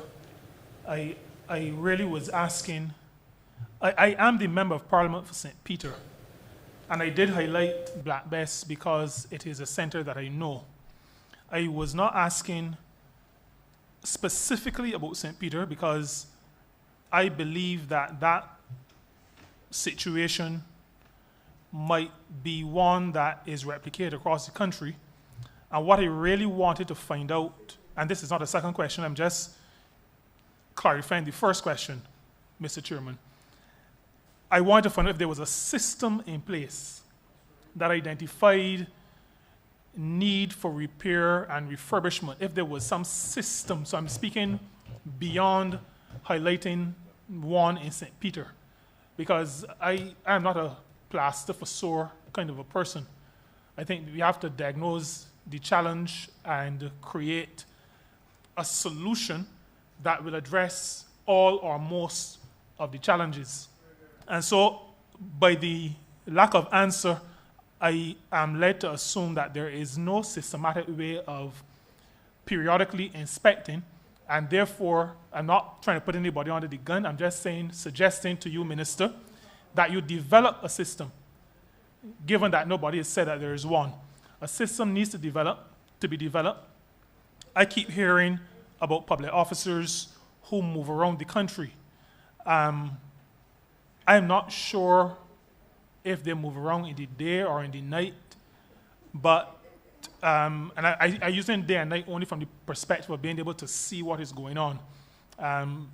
So I'm just saying that there needs to be some systematic inspection and reporting back so that the issues can be dealt with on a timely basis. I pay taxes like all of you, and I think we all know that there are lots of issues, if left unattended, will cost more in the long run. And the Honourable Member for Christchurch East Central never likes to hear more when it is going alongside money and spending. So I believe that we need to inspect and deal with the issues on a timely basis so that they don't become situations that call for larger expenditure. My second question has to do with, Minister, what you started to speak to in terms of community groups. And I'll share an example. This is a parochial example. There are groups, but I know of one group in particular, but there are a couple of others across the constituency, and I'm sure it's replicated across the country. We had a netball group for runners in the Indian Ground, Fort Hill area that really no longer exists because the young ladies, when they were practicing playing the netball, they had no bathroom facilities. And I've written letters to the National Sports Council from way before he was elected, just to be able, I don't recall getting an answer, but just to be able to allow young ladies in my constituency, as well as the constituency of St. Andrew, to be able to relieve themselves in a human and dignified way.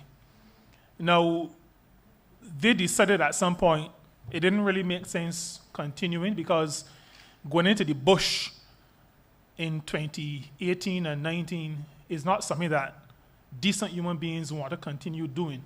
And so that club is essentially not functioning anymore. I say that to say that sometimes the continuation of clubs and community groups depend on access to facilities. And I'm not as fortunate as the Honourable Member for St. James Central. I don't have the kind of contacts that will allow me to find extra governmental assistance outside of governmental assistance. So some of those groups fall by the way because the state, we, and your ministry has not stepped up to the plate to be the facilitator that a government is expected to be. And I also want to say that whilst I agree with you, Minister, that there's a dire need to make sure that there are community groups established and sustained, I really want to say to you that there are some existing groups that we have to stop from falling apart and then build the others. There's a group, if you want somebody to hold keys in Black Bess, there are about 20 people who are members in the leadership of the Wash Bay Club up there, and there's another club as well. There are some clubs in the communities, but we have, while we try to resuscitate those that have fallen away, or while we try to start new ones, we have to try to keep some of those existing ones alive. And so I would want to ask, because this is not a new issue, what plans, and this is not really for you, Minister, because I know you recently started, but what plans does the Community Development Department, because this is a matter that must have been occupying that department's attention for quite a long time.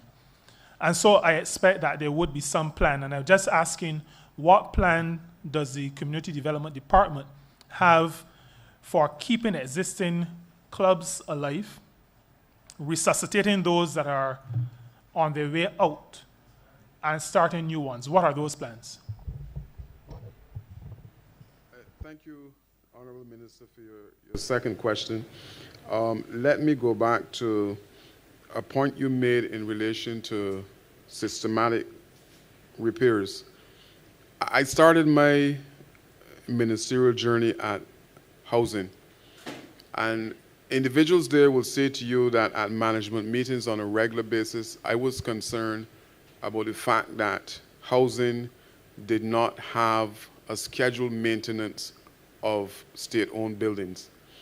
And I thought it was a travesty then. I still think it is now, in relation to how we treat to government-owned buildings. And I have mentioned since coming to this ministry that we need to have something in place where scheduled maintenance is, a part of everything going forward in terms of the buildings that we have. And I can safely say to you that plans will be put in place to ensure that we have inspections of our facilities so that this scheduled maintenance will be in place.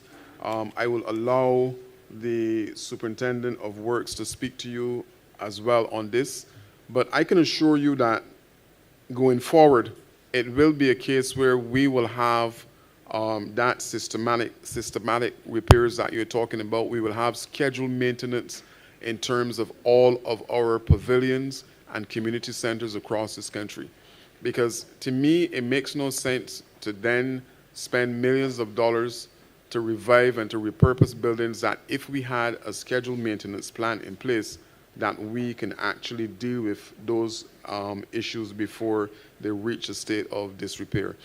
I have problems in the constituency of St. John with the community center as well, because you cannot use the stage because it has fallen into a state of disrepair. So rest assured that plans will be put in place to have scheduled maintenance that will look at our community centers, that will also look at our pavilions in terms of making sure that we are up to date in terms of the maintenance. You mentioned the bathroom facilities, and again, I say to you that it is a travesty that a community group would have to fall apart as a result of something like this. I think it is something that should not be. But the other thing about community groups as well, and hence why I said I said earlier to the Honourable Minister that we need to have strong community groups. And if there's only one focus in terms of community groups, you will probably have a situation like yours where they cannot engage in sports. So therefore, they figure there's no need to have a community group functioning anymore. But I am sure that the resources that are within my ministry, that we will be able to show community groups how to refocus, how to pivot away from what was existing and go in a new direction to ensure that they survive. Because if, like I said, the focus is on only one thing, you're going to always have a situation that when that particular plank collapses, there's absolutely nothing else to stand on. So we are going to have a situation where we're going to work with the community groups. We're going to repurpose them in terms of how they treat to their own existence and longevity going forward. But I will ask the superintendent of works to speak to you in relation to the maintenance and other areas.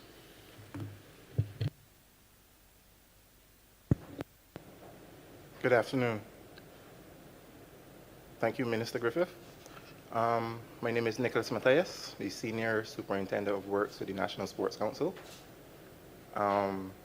Honourable Representative for St. Peter, what we have embarked on at the National Sports Council recently is having an audit done for all of our facilities. We've submitted a base audit so far to Minister Griffith, and we are doing a comprehensive audit so that we can get the maintenance schedule put in place.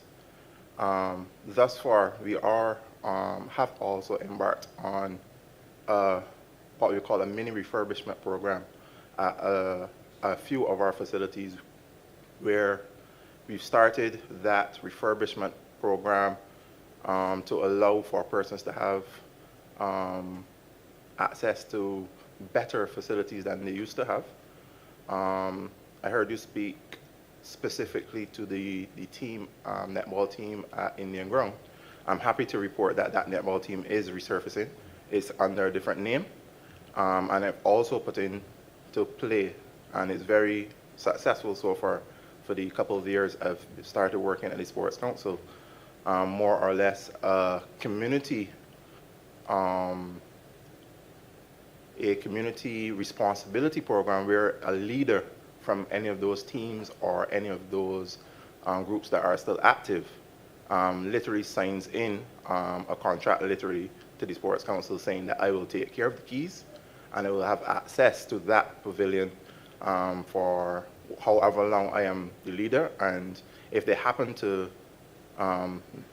pass on to somebody else, that person just signs on, and it keeps rolling over. And it has been a successful venture thus far.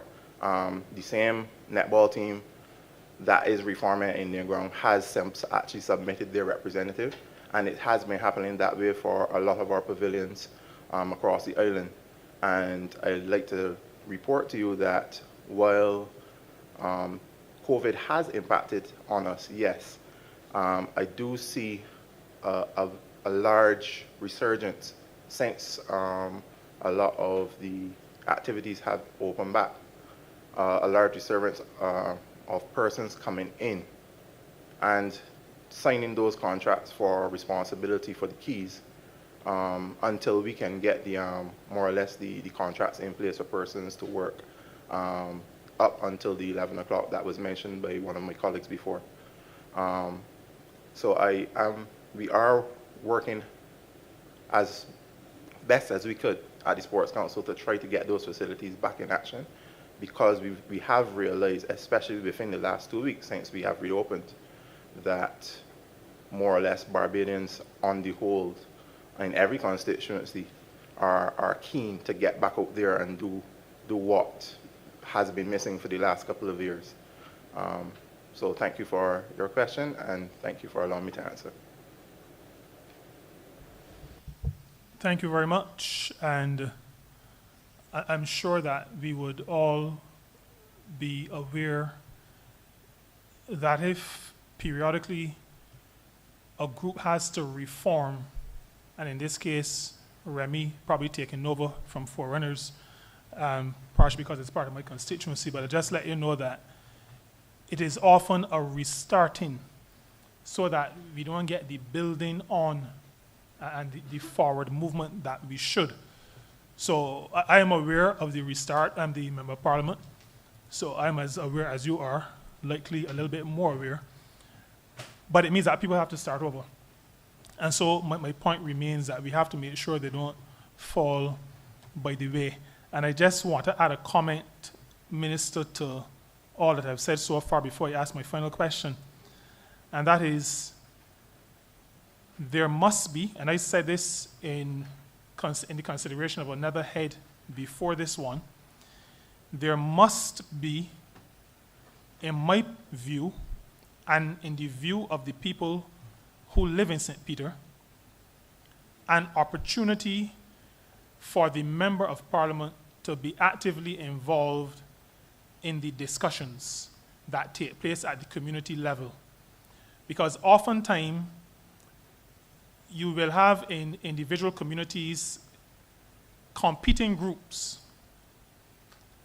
And I believe it is time for those who have been elected not by the members of a club, but by the constituency generally, to have some kind of an input. I say some kind of an input. I'm not talking about members of Parliament taking over the work of community development, taking over the work of the Sports Council.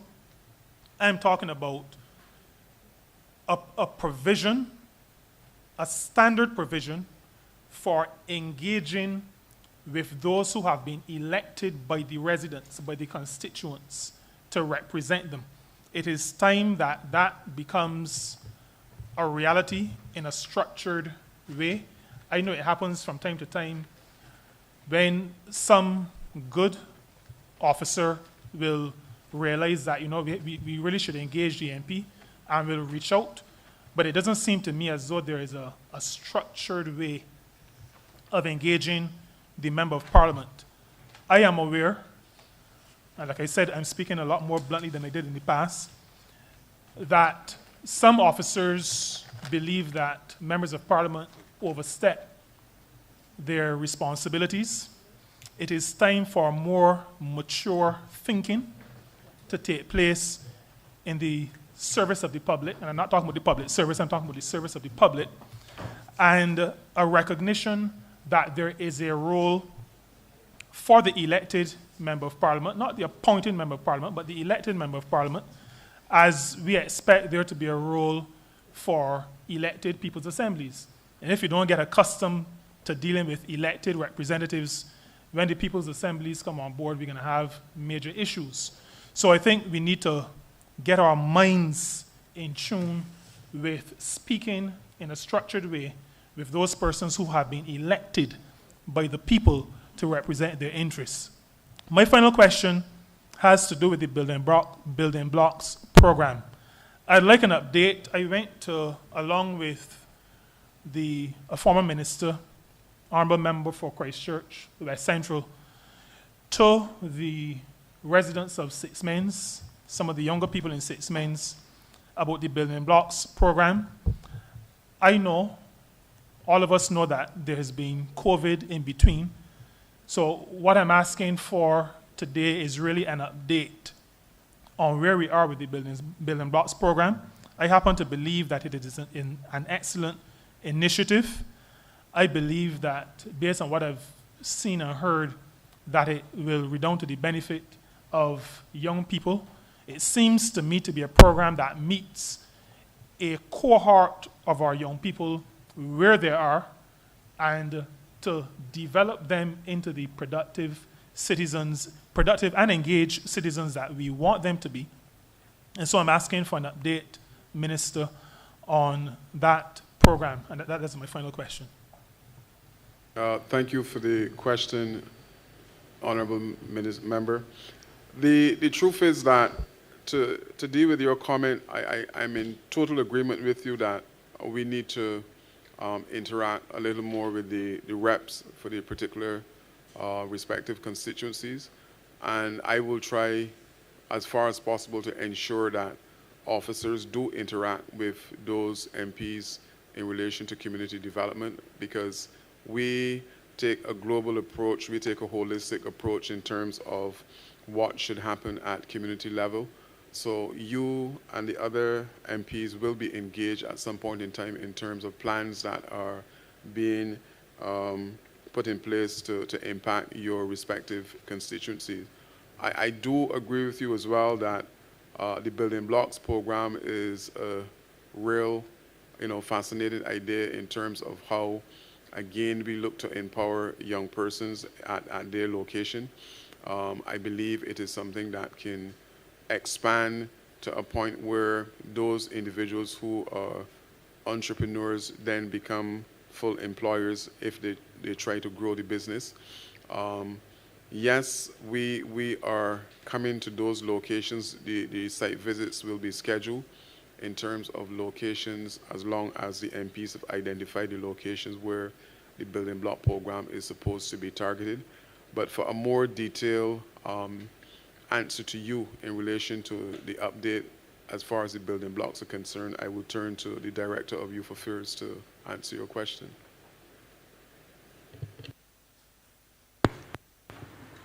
Cleviston Hunt, Director of Youth Affairs.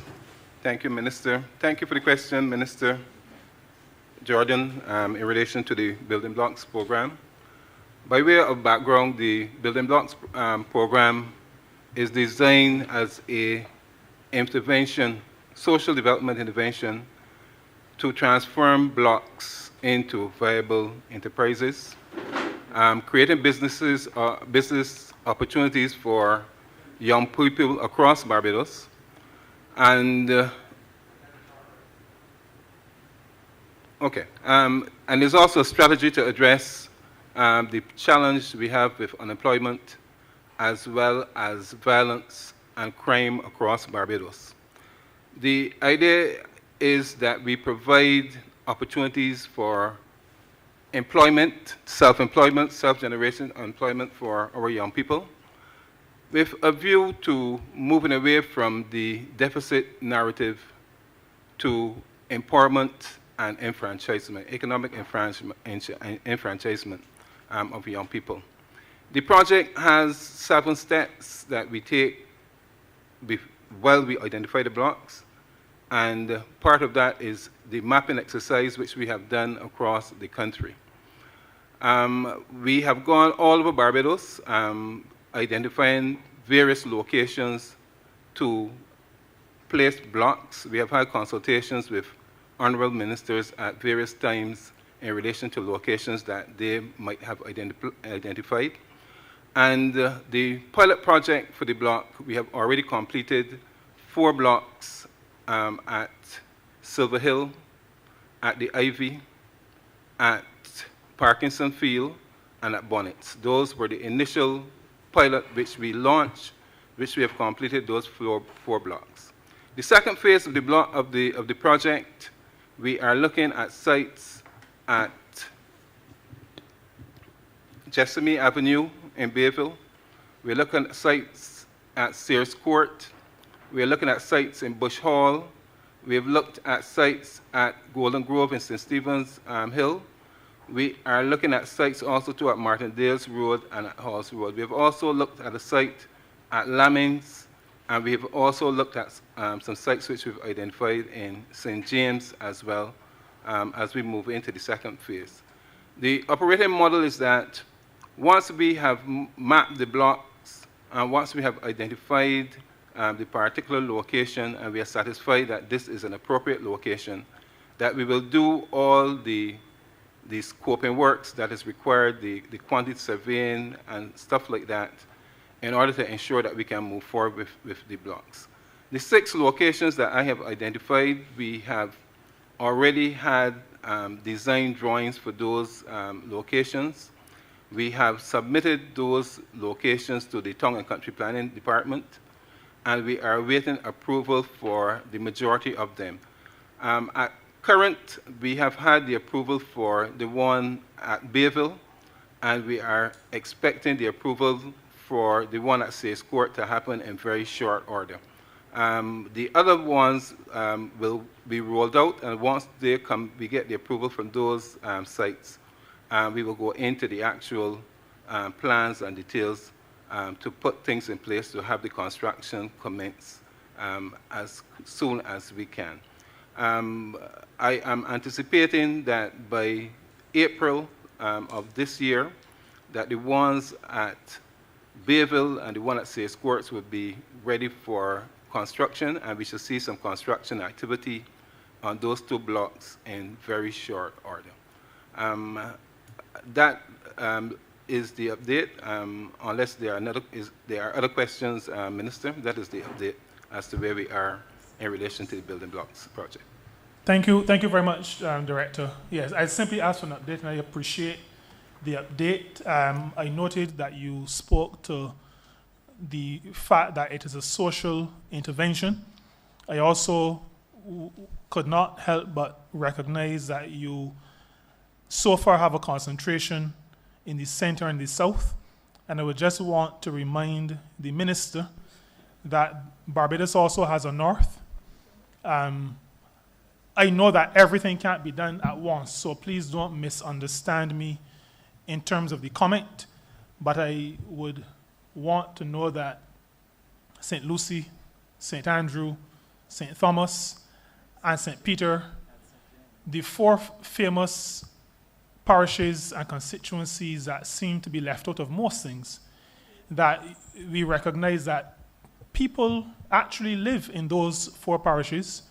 And I mention social intervention because I think all of us know what is intended in that program, and I would want to suggest that where we don't yet have significant challenges, that it would make sense to avoid having the challenges and then working to address the challenges. And I think you are all very smart people in the ministry, and you understand what I'm trying to say. Thank you very much, Minister. Thank you, Director, Permanent Secretary, and all those who responded. Minister, Honourable Minister, if I may come back to you, I don't think in that update that you heard St. John. So when you're making a plug for the northern side, please also make the plug for the eastern side.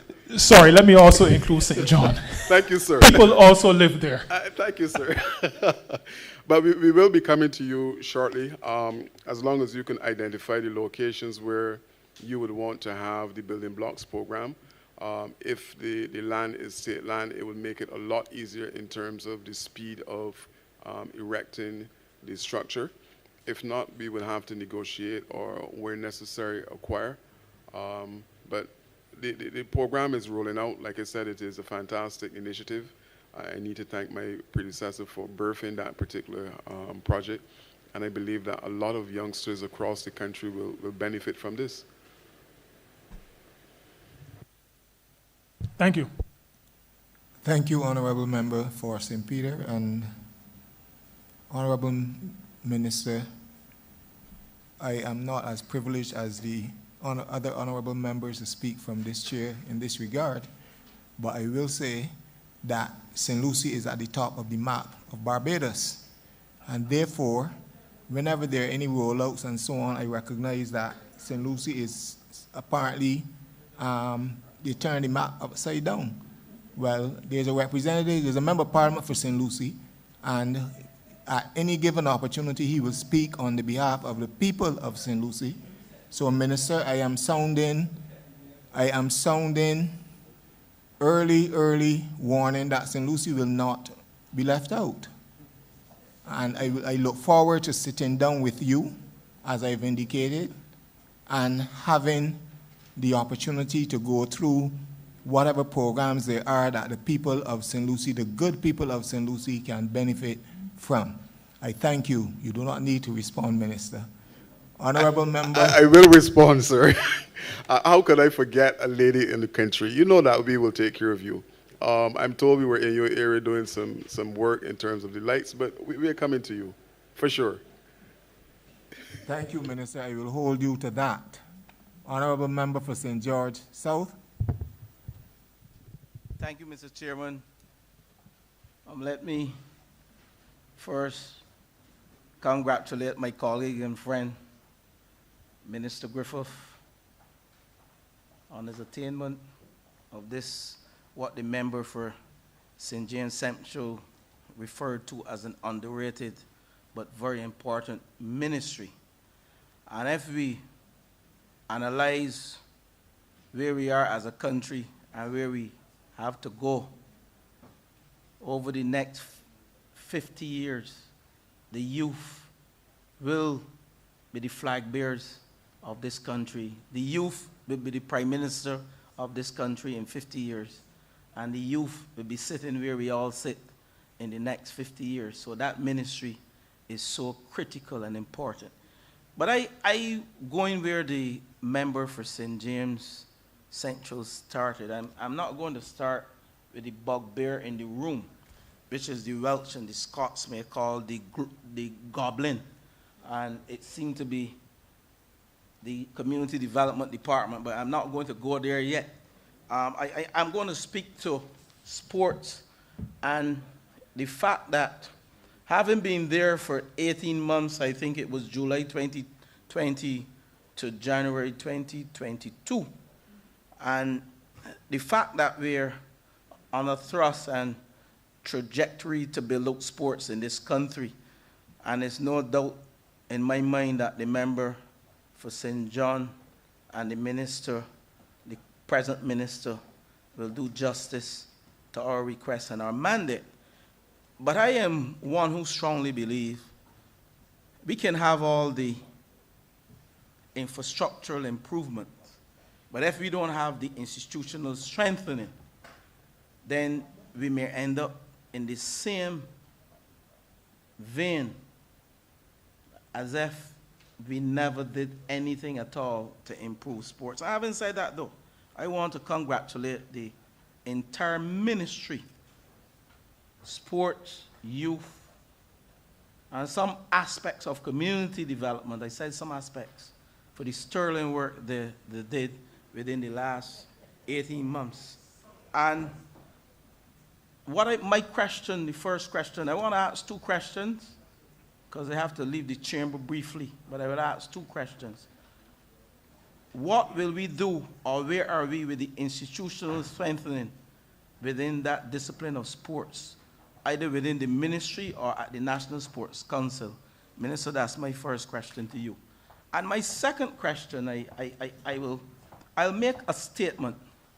And, you know, there's often a saying that if you continue to do the same thing all the time and get the same result, That's the sign of insanity. I was going to say madness, but thank you, member for Christchurch West Central.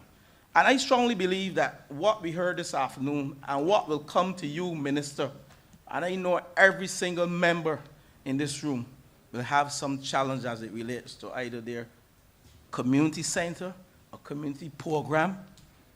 And I strongly believe, and I pose a question to you, Minister, having been there for 18 months, is my view that we need to do some restructuring within the community development department, major restructuring. But I want to congratulate those community development officers. And I heard the member for St. Peter, heard the member for Christchurch. And I want to say to you, haven't been there for 18 months, you have some wonderful community development officers. But where is the bugbear? Where is the noose around the necks? Why can't we execute certain projects? Why can't we pay persons within that section? We had a wonderful project by the member for Christchurch West Central. I want to congratulate you. If I were near you, I would hug you. The Bears to the World show. A show we had. Give him a hand for it. It is a show we executed, the last show in November. And up to today, I am receiving calls for persons not being paid. There are projects that we started, and don't tell me about COVID, because I'm being candid like the member for St. Peter here. Honourable member for St. John, you're my friend. But during COVID, we had the opportunity to refurbish community centers. Contracts were signed. I presided over them being signed last year in October. And up to today, no work has started. I put up my hand. I am guilty. I was part of the system.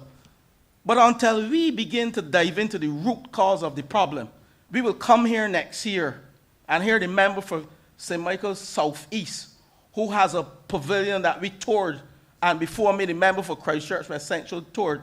Car Park started last year. All the Mar washway, no contractor paid. We have to redo the work.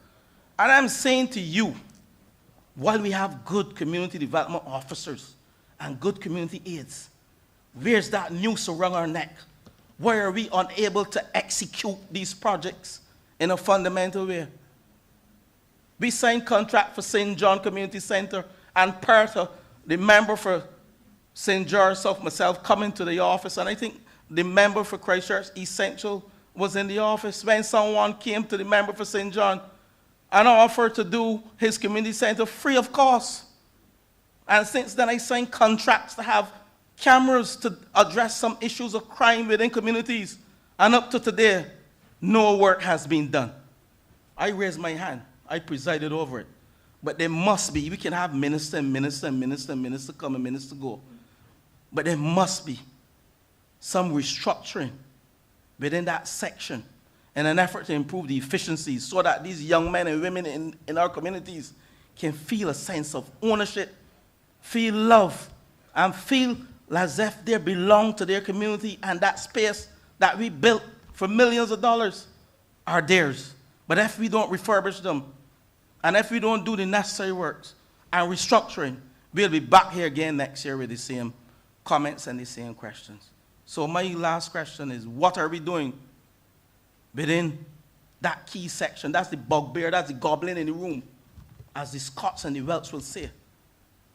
Minister, that's my two questions to you.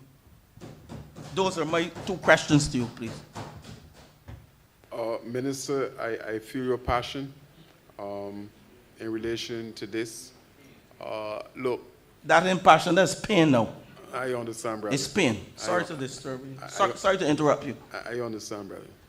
What I'm saying to you is that you mentioned a word that at probably one of my first management meetings was on my lips: execution. We have all of the programs that are necessary to move our young people forward.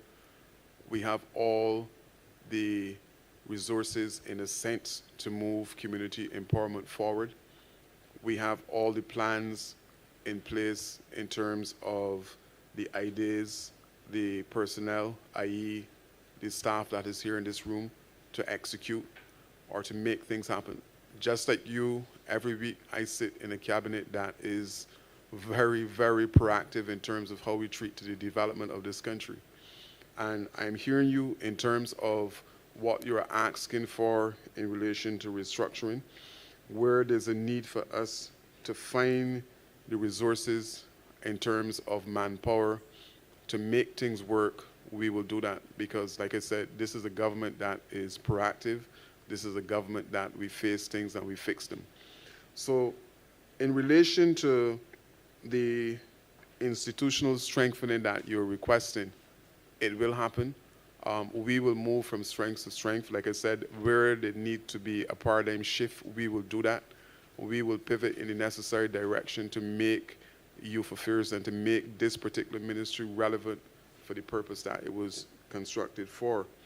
But to further answer your questions in terms of the restructuring and the strengthening, I will ask the chief to answer some of your questions. I will also ask the PS to come in and to answer some of your questions in relation to that.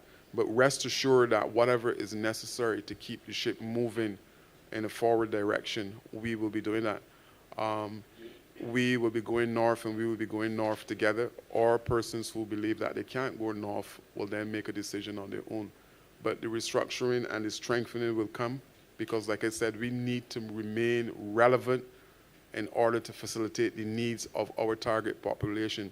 And I agree with you wholeheartedly that in a couple of years' time, the young people that we see on the streets are the ones that will be leading this country. And how we treat them today will probably impact on how we survive in our twilight years. So I'm fully on board in terms of what you're saying about the restructuring. I'm fully on board on what you're talking about as it relates to execution. All the projects are lined up, and we will now have to execute. But I will ask the chief community officer to speak to some of the issues that you refer to in terms of those contracts that were not signed off on, and then you will hear from the permanent secretary in relation to the restructuring process and strengthening what is happening here at the ministry. Minister, you move firstly to community development, but I spoke about sports and the institutional strengthening. And I spoke about all the infrastructural improvements that we're embarking on. But I said if we don't have the institutional strengthening, then we will be probably in the same vein. So I spoke about sports before I came to the goblin in the room, which is community development. I spoke to sports firstly, so back to you. Sorry, Minister. In relation to sports, yes, there will be restructuring. We have plans to restructure the sports council to make it fit for purpose. That is something that is in the works. It is something that will happen in quick time. As long as we can use that word again, execute, we will do all the necessary restructuring to ensure that sports is at that pinnacle location where it's supposed to be. Early in this interaction, someone indicated that for too long we have been making sport as sports. And I'm suggesting to you today that that is something that will no longer obtain as long as I am sitting in the chair. I will do every single thing to make sure that it is not the case anymore, because I was involved in sports and I too recognize the fact that for a long time things could have been different in terms of the growth of sports, in terms of how we treat the sports. There are lots of stories that I think are heartbreaking that should not be revolving sports, but we are moving in that direction. We will endeavor in this ministry to ensure that we are proactive in the approach of sports. The sports policy is coming on stream, and that will help guide the process. That will be the roadmap in some cases for how we interact and how we go forward in relation to the development of sports in this country. So rest assured that sports will have its rightful place in terms of how we develop sports, how we develop persons for sports, how we develop communities. Because, look, I am fully cognizant of what sports can do in the life of an individual, in the life of a family, as it relates to developing a community, and by extension, then the impact that it can have on country. So rest assured that all of the necessary changes that we need to make in this ministry to make sports relevant will happen. It will happen. But you'll hear from the PS.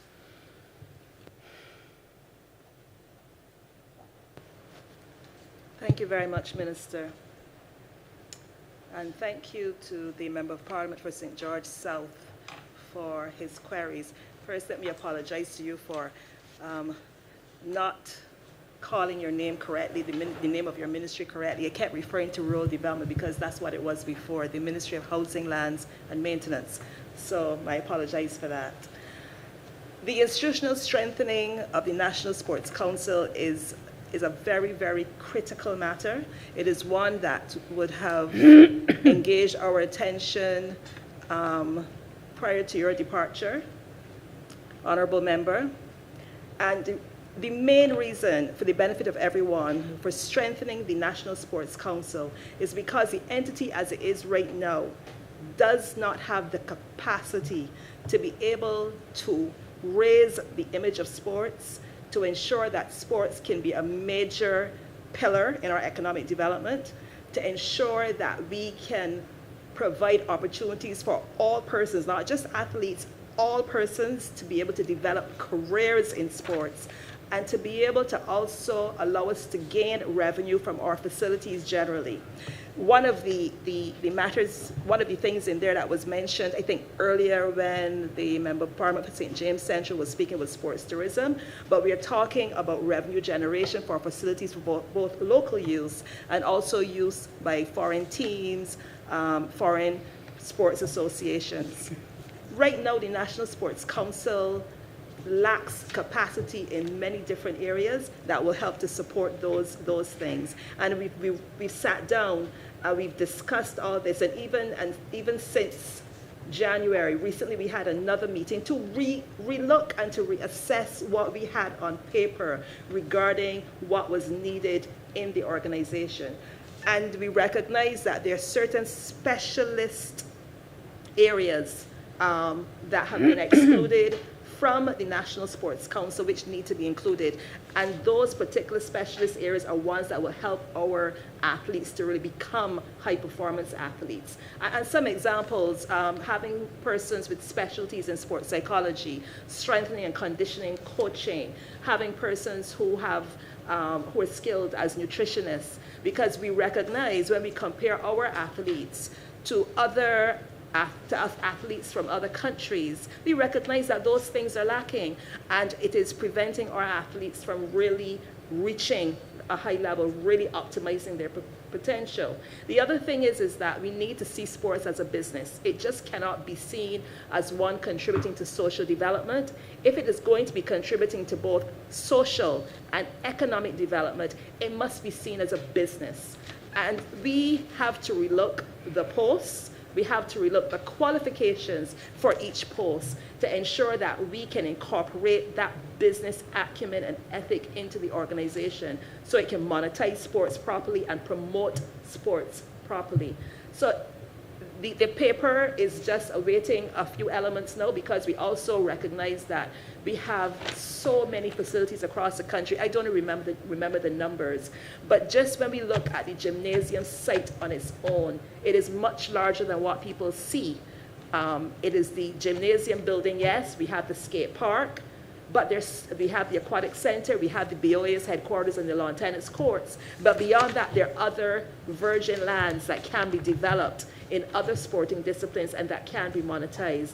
And I think the Senior Superintendent of Works had said only a few days ago that the value of that site alone is about $30 million. Now, if you look at that site and you look at all of the other sites that are managed by the National Sports Council, you recognize that really and truly the current capacity cannot manage those facilities properly and cannot allow a new sports agency to really be able to capture the kind of revenue that it can capture. And indeed, I will dare say, allow it to be less of a burden, if you will, on the consolidated fund. There is so much potential that is there, and we are hoping that when this paper is completed, that we can get the full support so that we can really create a business agency that can truly develop sports to its highest potential and to allow it to be seen as one of the key economic areas in Barbados. I want to just touch briefly before we move on to the Chief Community Development Officer, just to say that we have had internal discussions regarding the restructuring, not just of Community Development Department, but also of Youth Affairs in terms of the two. There's still ongoing discussions, and I would wish for us to really have the time to engage our new minister in a very in-depth way to see how we can look at the restructuring of Community Development Department, or indeed the two portfolios, because of the very valuable synergies that are there to be exploited. Thank you.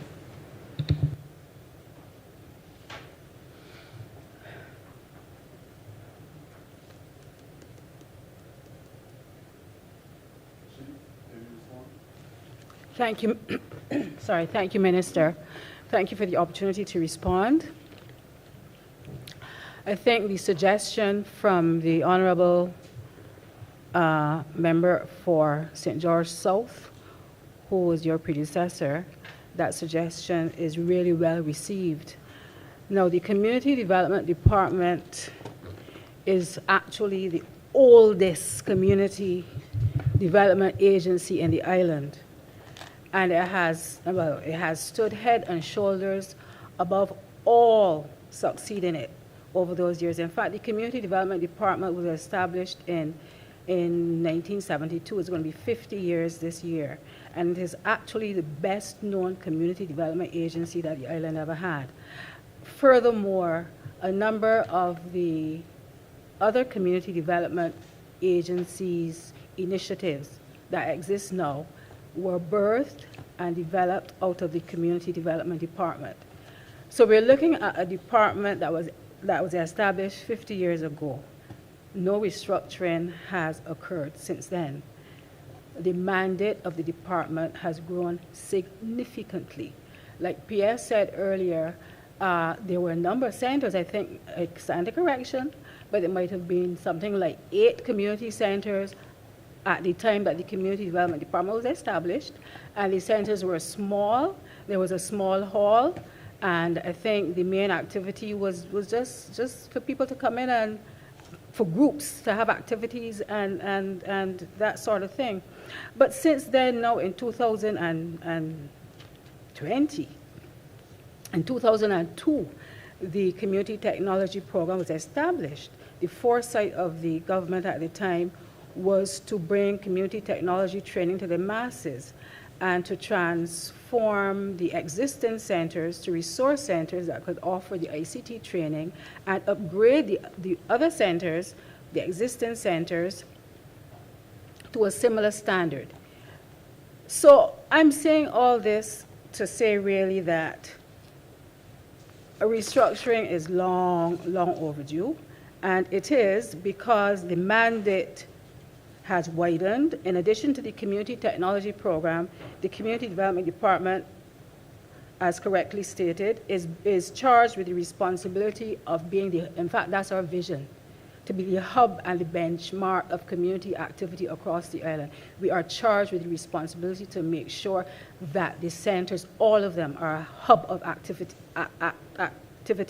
And let me say here, though, that the business of having activity in the centers has to come from the community as well.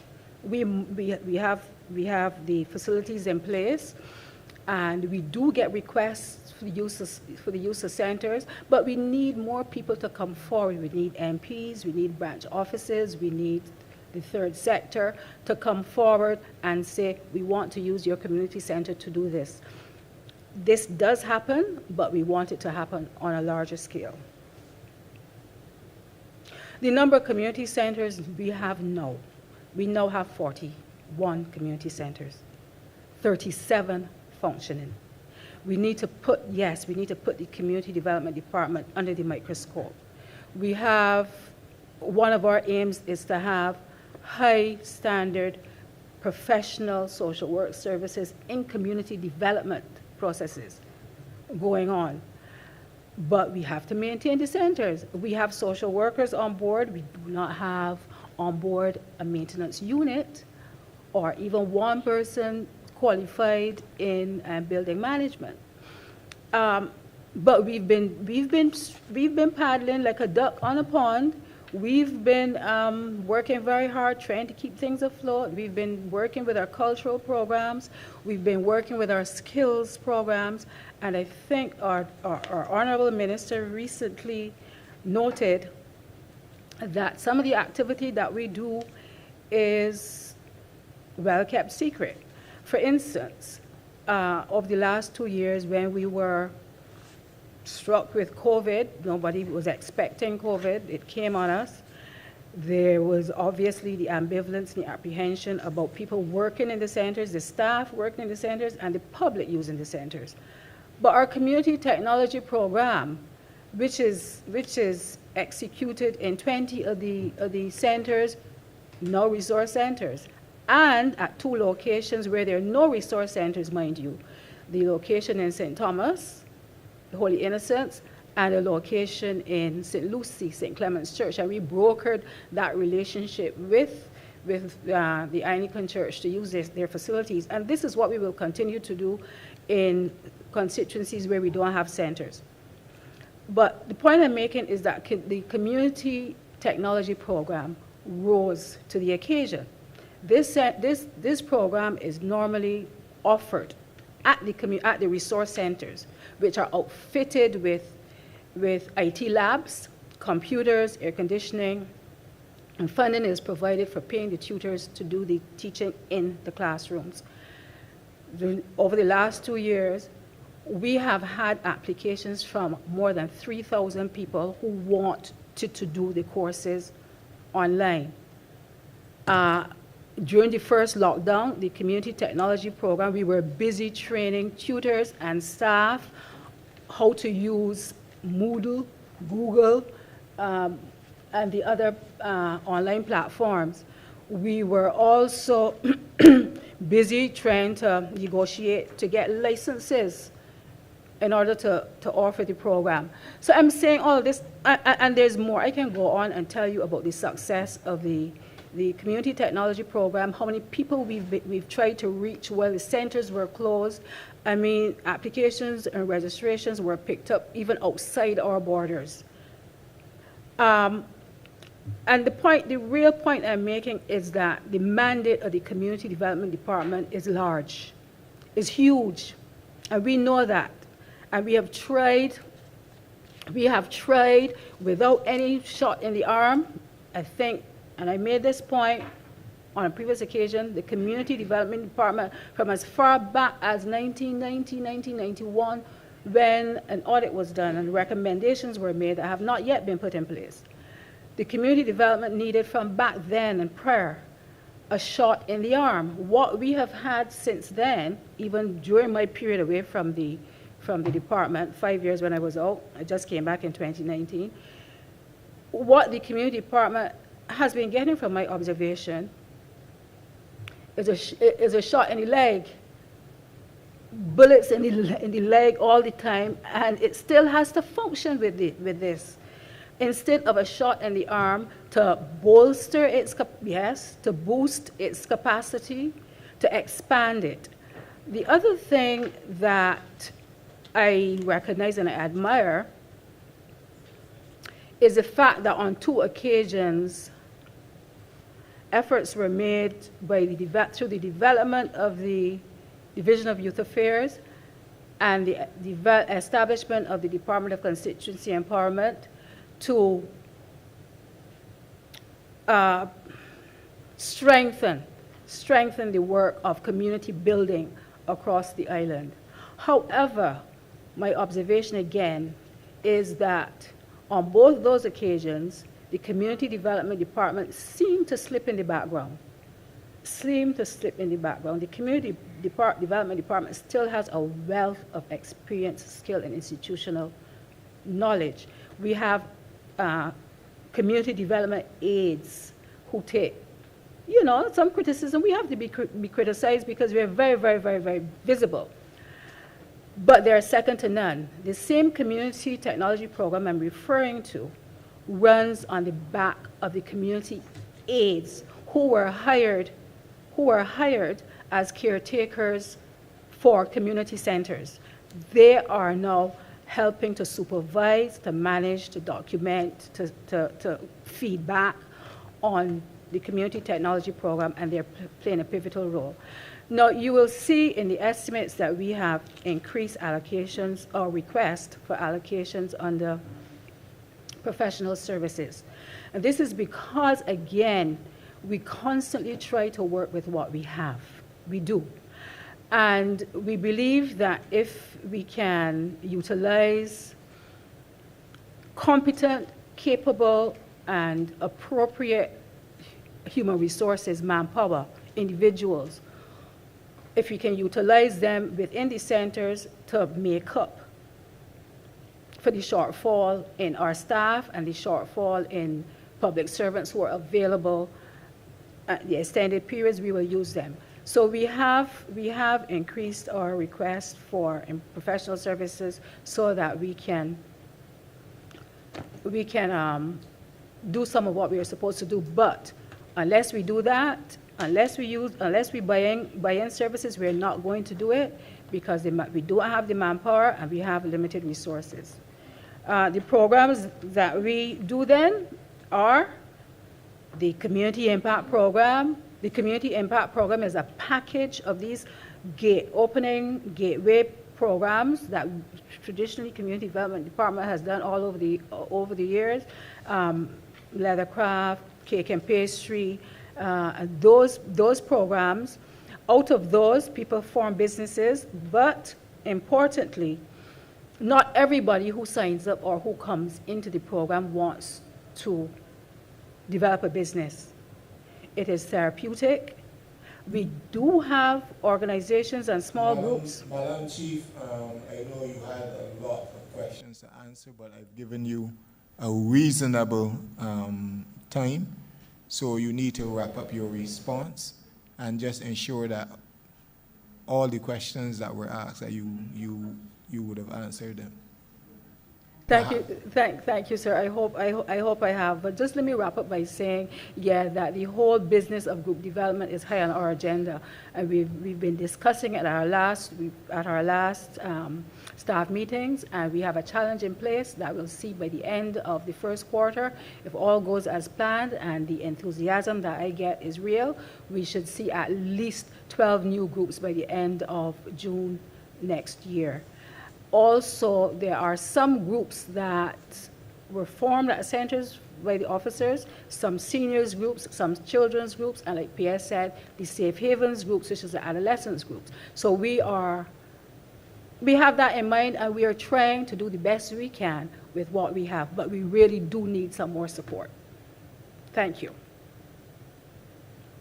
Thank you. Honourable Member for St. Michael Southeast. Thank you, Mr. Chairman.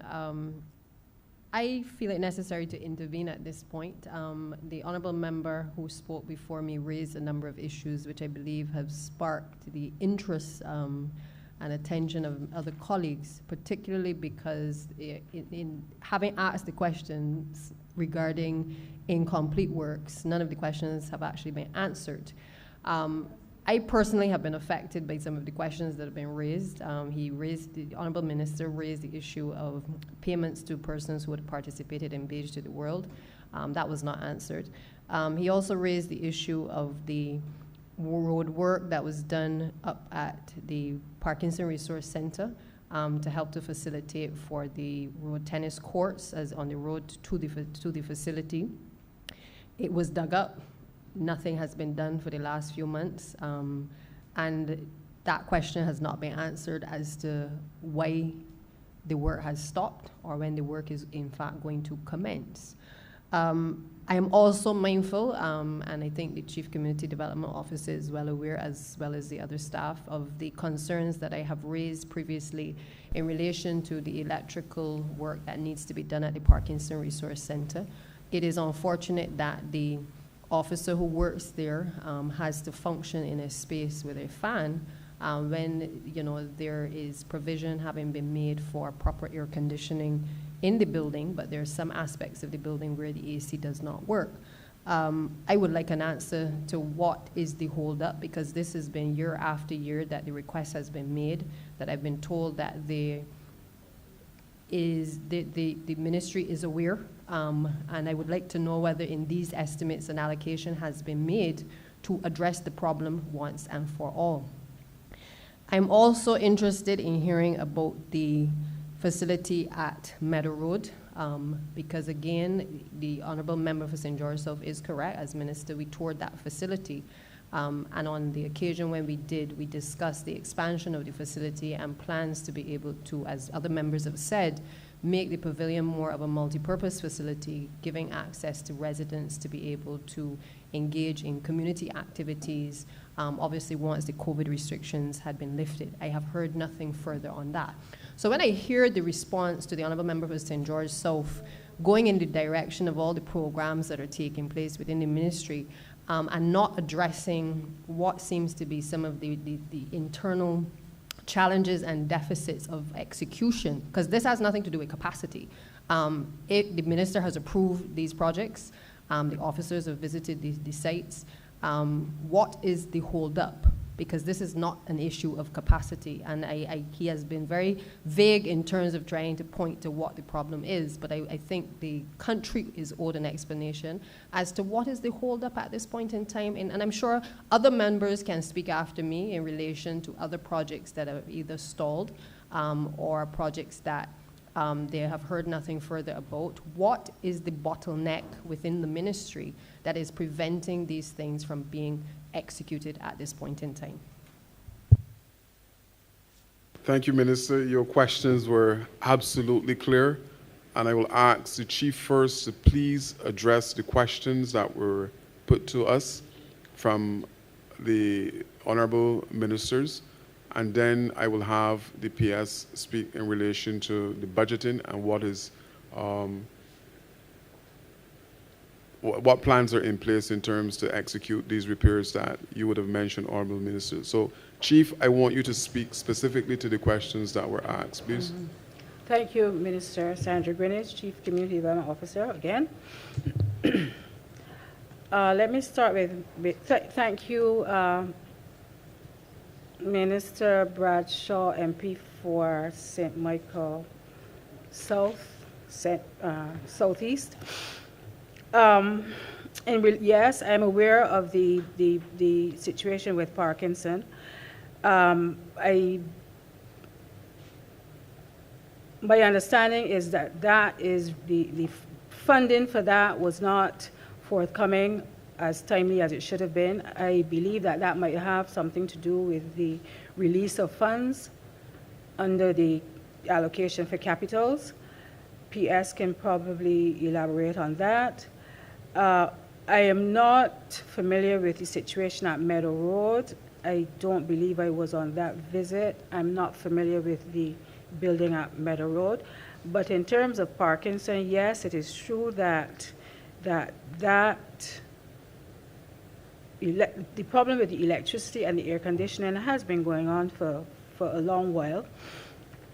And the situation with the car park, the work on the car park has started, and I think that there was a pause with that relates to the availability of funds. Maybe PS can add some more to that.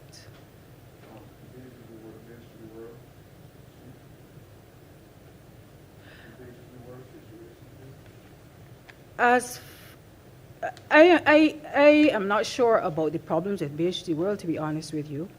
The invoices were dealt with from our end, and they were submitted to the accounts section. I think that there are a number of issues, there are a number of variables that we need to probably consider in assessing that situation. And one of them has to be, yes, it is the capacity of the account section. Persons were also affected. We've had a rapid change over our staff, and in some instances, we've had to wait for quite a while to get replacements. So that might have affected BHD World, but in my checking recently, the payments are up to date, except in cases where invoices were submitted with errors and they could not be processed.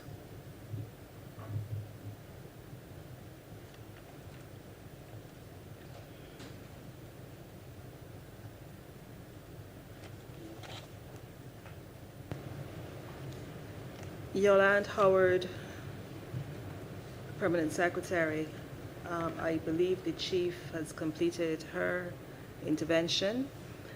I wanted to just to confirm that funds were included in the current financial year for the electrical works to be dealt with at Parkinson.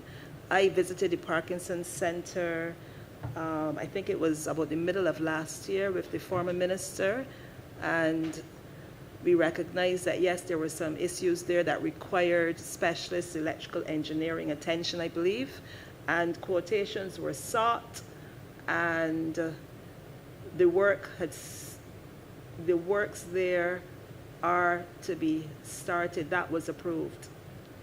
I do believe, though, the initial thing had to do with the procurement, where we had only one quotation submitted for those electrical works.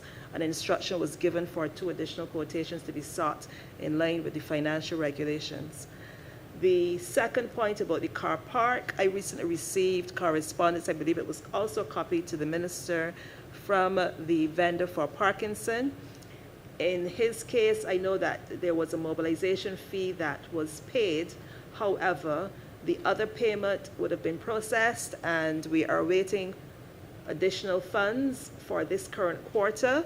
The Ministry of Finance has indicated that no capital funds would have been released to date. We are still awaiting word on when those will be released, so that the vendor for Parkinson, in addition to vendors for other locations, I may be wrong, but I think Eden Lodge is one of them, as well as Grisette's, so that we can have the next payments processed and work continue on those sites.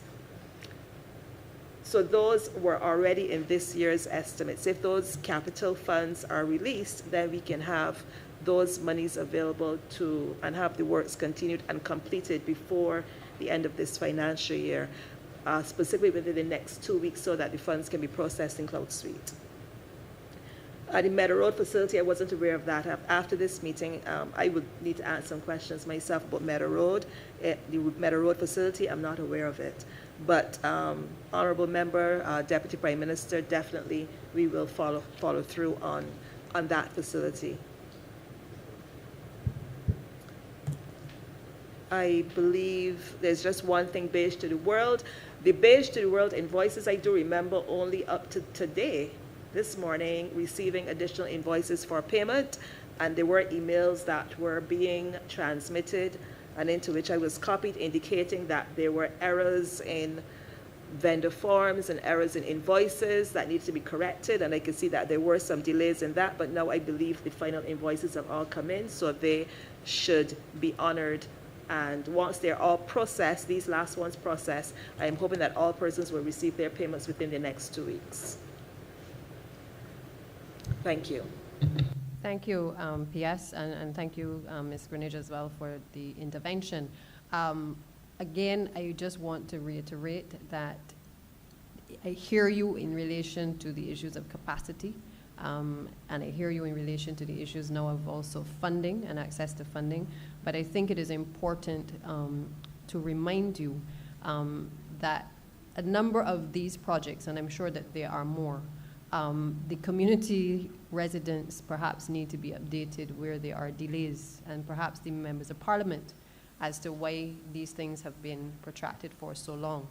And I would urge you, therefore, I know the Honourable Minister has my list, certainly, of the issues within St. Michael's Southeast, and I would hope that all other ministers are afforded, and members of Parliament are afforded the necessary information upon which to update the residents in their community.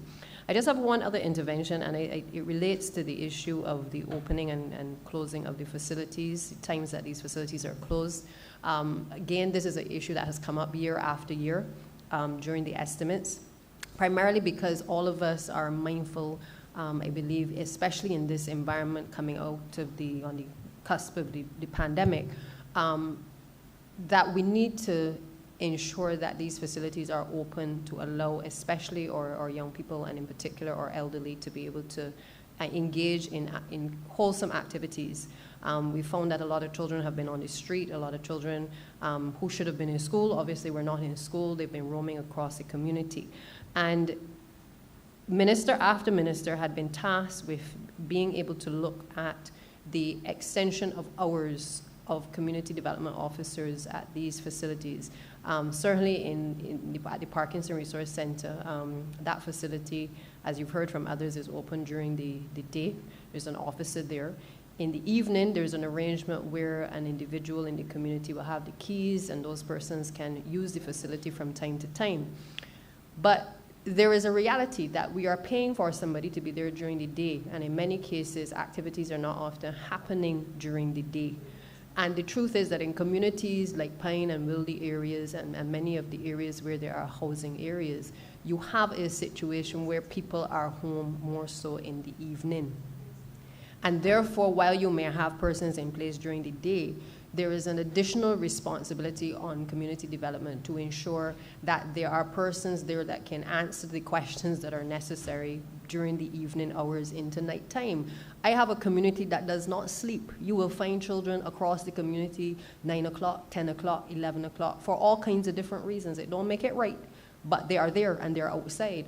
And I would prefer that if we had responsible persons at these facilities in the afternoon hours running into the nighttime period who could answer questions in relation to CVs or engage the children into wholesome activities, that we move expeditiously to put the resources in place. I am not sure what the real issue is that has prevented this policy from materializing, but it is one that we have said repeatedly and collectively that we agree needs to be put in place. And I would therefore want the team to speak to what are the hurdles, what are the challenges that are confronting the ministry in being able to implement this policy where you have a almost continuous operation at the facilities with the necessary resources that are needed to be given in that 3 to say 10 or 12 o'clock period.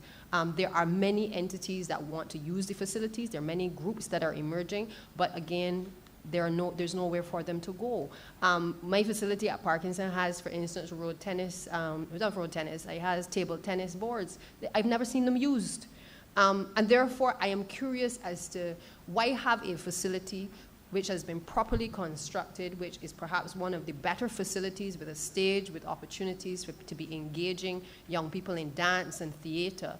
But we are not utilizing it. We are not maximizing on the true potential of these facilities. What is the reason that community development can give and the ministry as to what is the delay in getting this program off the ground to have round-the-clock facilities and persons being able to operate in these centers? Prime Minister, I fully agree with you. Community development is not something that functions from 8:30 in the morning to 4:30. It goes way beyond that. And I believe that, just like you, we need to put a system in place that will allow for late opening hours so that those persons who we can capture during the evening hours, so to speak, are fully engaged with programs that we have at the ministry. And I know that we have programs for those youngsters that you mentioned that are on the road at that particular point in time. But I will allow both the director of the Sports Council, because he would have mentioned, I believe, the fact that we are looking to extend some of the pavilion hours. And I will also ask the chief what is the situation in relation to extended opening hours at those particular locations. But rest assured, Prime Minister, that similar to you, I have a constituency that is being impacted from a similar situation. I have 3 community centers within the constituency of St. John, Gall Hill, Colleton Gardens, and Kendall. And for the most part, they're inactive. And when I say inactive, I mean they're not open. So it is something that now I'm sitting in the chair, we will address, but I will want you to hear from the director of the Sports Council and then the chief as well in relation to these staggered opening hours to facilitate development and those youngsters who we can tap into or we can capture during those evening hours.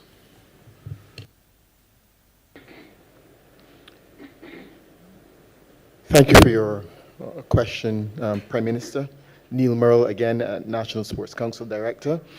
As I had indicated in the past, my past statement, the issue in the past was regarding the job contracts of our caretakers and our persons working on evenings, at the National Sports Council. That was the issue, and that there was a union issue surrounding that. As I said, over the last 2 years, that has slowly been changed, and we now allow for caretakers coming on board to have new caretakers to have a more flexible arrangement. In the past, we have had also other persons, responsible persons, sometimes within the community.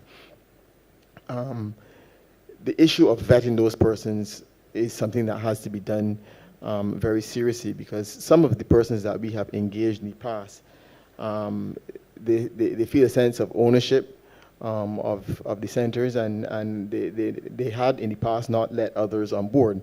So they have made the issue quite onerous for others. So we really have to vet in the future. I like the suggestion that we can get others, or responsible persons from in the community, but they must be very well vetted, so that we can have longer opening hours from the 3 to 11 o'clock that was suggested. Thank you. Mr. Chair, before the community development officer responds, I understand where Mr. Merle is going in terms of persons needed to be vetted, but there is a reality that you also have people within communities who are doing exceptional work and who are already looking after programs, whether for children or for the elderly. What I'm trying to understand is what is the holdup in us being able to move to a position which I think that there is consensus on, that we must move in the direction of being able to have these extended hours. You said that the issue has been resolved in relation to the unions, and therefore the opportunity now exists for us to move in that direction. Do these estimates provide for us to move in that direction? And if not, why? And when will we be able to see this become a reality? So in terms of our community sports training program, which we hope to enact from April, monies have been allocated for persons, community leaders, and therefore this is something, as the program starts to develop from April onward for 10 weeks, this is something that we can see now coming to fruition, where we have those persons, those community leaders and caretakers acting at the pavilions, so that the program can flourish and the community centers can be open for a longer period.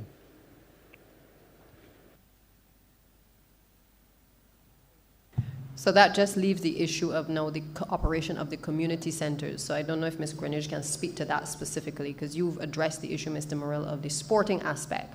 I'm also interested in what has been holding up the persons who will now be responsible for the facility in the afternoon hours to accommodate the residents. For not addressing you appropriately previously, please accept my apologies. To answer your question, the truth is the whole business of selecting or recruiting, selecting and vetting additional people to work at the community centers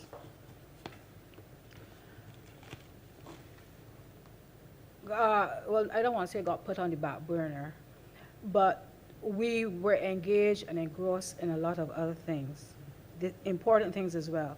One of them is the repairs and refurbishment, the aggressive repairs and refurbishment of the community centers. But it is not that we weren't paying any attention to it, and in fact, we started, and I can think of one instance where we contracted who we call the community development assistant to work at one of the centers.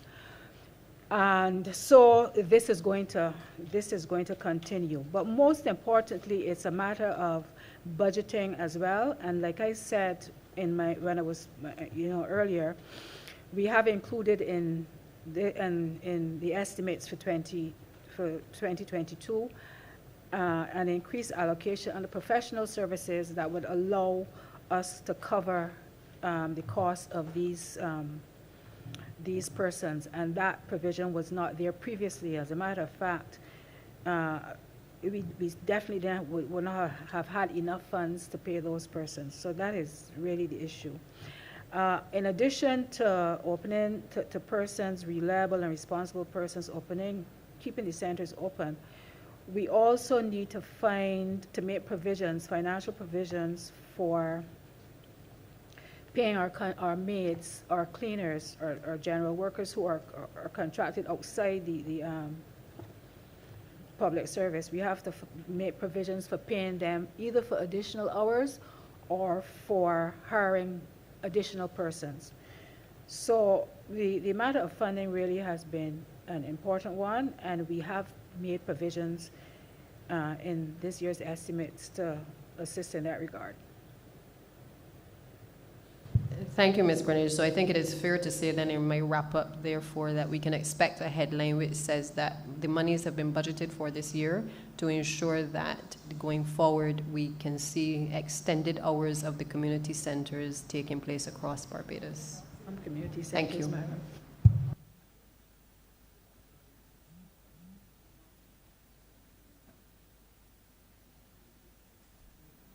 Thank you. Honourable Member for St. Michael South. Thank you, my good friend, Mr. Chairman. I want to begin by obviously thanking the members in the well and thanking you, Minister. I believe you're going to do exceedingly well in this ministry. It is, as we all know, your passion, and we expect you to do very well. I also want to thank the two previous ministers for the work that they would have also done in this ministry. I want to begin very simply by speaking to sports, really.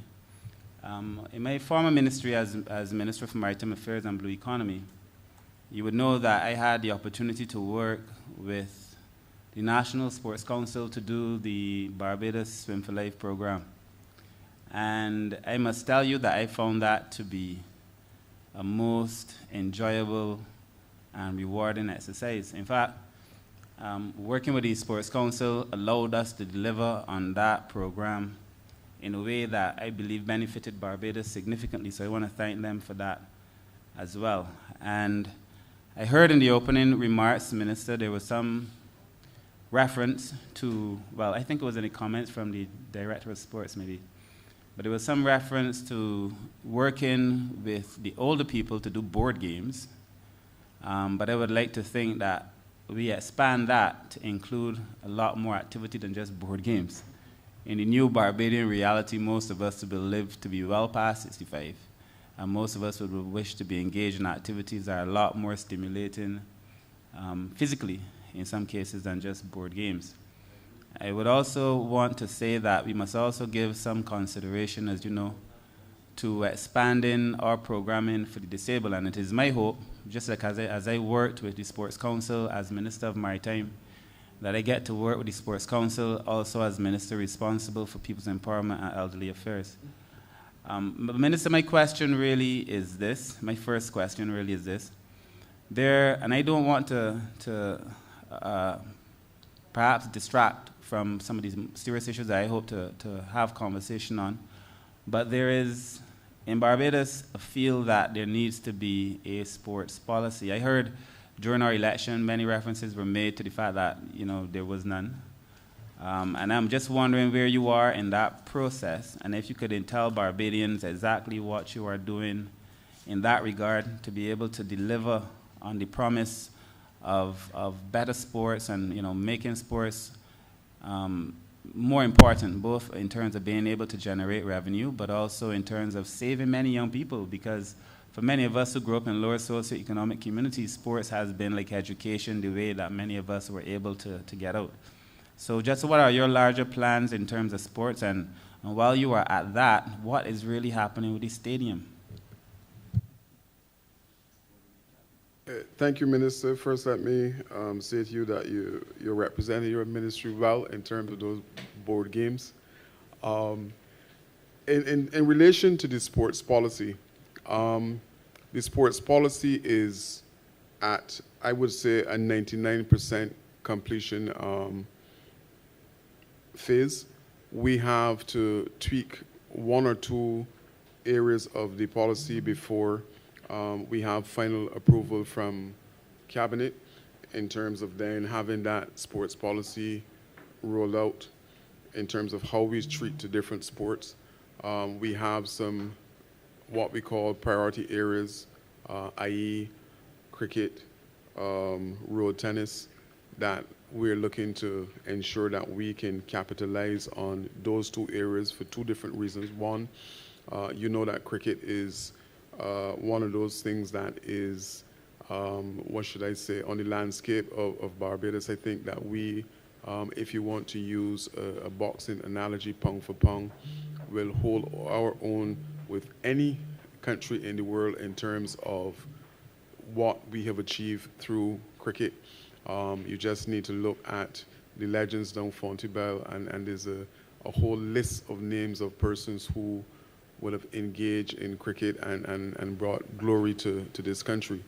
And it is government's intention to capitalize on that and to move cricket to a level where we can have, to use that word, monetize cricket at a level where we can see some serious returns as a result of investing in cricket at a level where those persons who were involved in the sports at some point in time can come and give back to country. And we will do what is necessary in terms of the analysis to see how we can push cricket to a level that it becomes, the word was used by the PS, that sports become a big business. So the policy is in place. Road tennis is also in vogue in relation to the sports policy. It is taking a special interest as far as that. And we understand that being the only indigenous sport, that we need to embrace it at a full capacity. To that extent, I have asked my sports development officer to ensure that we can have road tennis showcase at the upcoming test match. And he would have made contact with the necessary people, and you will see at the test match here in Barbados, during the break, you will see a display of road tennis. And I mean, what better area to advertise than the world stage? You will have media houses here from all of the international countries, North America and everywhere else. And it is an opportunity for us to highlight road tennis right there in the middle of the test match. In addition to that, the sports policy is one that will guide us in terms of how we treat other sporting disciplines. We expect fully that like I said, that notion of making sport of sports will be no more as long as the sports policy is approved and ready for public consumption. And like I said, we are at the 99% stage of having it completed. We need to, like I said, move sports at a level where we can benefit in a significant way. And let me give you an example of what I'm talking about. We have situations in this country where youngsters who are involved in sports possess the talent to go overseas on scholarships. But there's a situation where in order to do SATs, we have discovered that in some cases persons have to pay as much as $600 to have somebody tutor them. And I have asked for the ministry to embrace that, to have that come to us. And we should own the situation where persons who are looking to get off island on scholarships, looking to do SATs in prep in order for the exam that will come, that it should be something that is owned by this ministry. Because you have young individuals from communities, rural communities and urban communities, who their parents cannot afford to pay $600 to an individual to have this SAT tuition, the SAT's tuition. In addition to that, I believe it is over $90 US then to sit that particular exam. So we cannot, as a government, and I cannot as a minister in this ministry, allow a situation where we have those persons with the skill sets that can go overseas and develop self and develop country as well, to be impacted in a situation where they cannot afford to pay that $600, that $300, that $200 for somebody to tutor them. So I have asked that we look to put a program in place that will allow us to provide that tuition to those persons who are looking to go off island in terms of scholarships. So yes, the sports policy is coming, and I think it will redound to a paradigm shift in terms of how we treat the sports in this country. There's a lot of scope for the national federations to now be to move to another level as a result of what will be in that sports policy. I hope I capture all of your questions, Honourable Minister. As an addendum to my first question, I was asking about the stadium. Fine. Oh, right.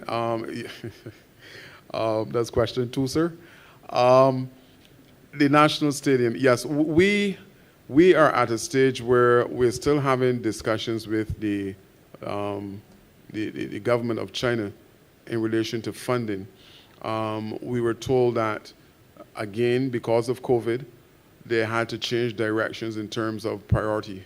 And hence we were impacted in the sense of not being able to sign off on the final document to trigger the start of the construction of a new facility that we believe should be in place, because it is impacting in a significant way our athletes who need to train. It is impacting, we have mentioned, and it was mentioned earlier about sports tourism, the fact that we can rent a facility to those teams who would want to come and train during the summer months. So plans are in train to have the National Stadium reconstructed and have a new facility, but it is just a situation where it is totally out of our hands now. We are still looking to push as much as possible to have that National Stadium reconstructed. Thank you, Honourable Member. Thank you, Honourable Minister. Honourable members,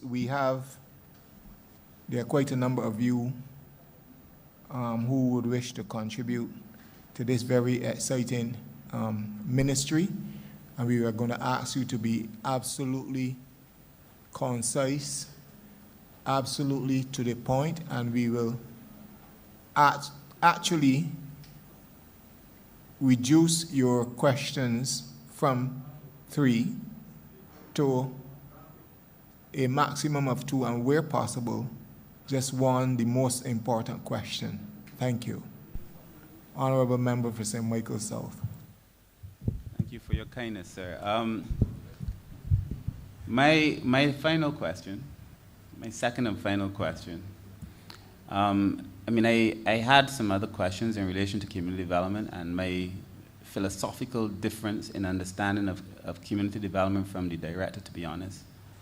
I think in this new age, really, the focus must be on rebuilding communities, building communities from the bottom up. Like, the work of that department must seriously shift toward building community groups. We had done a paper a few years ago on can the state be involved in the building of social capital? And I really feel this is now the new work of that department, but I won't get to ask that particular question. My question is in relation, and I don't want to come here and proselytize about community development or sports as if I know more than those who are in it, but I'm telling you that we really need to make a shift. But my question is in relation to the youth entrepreneurship scheme.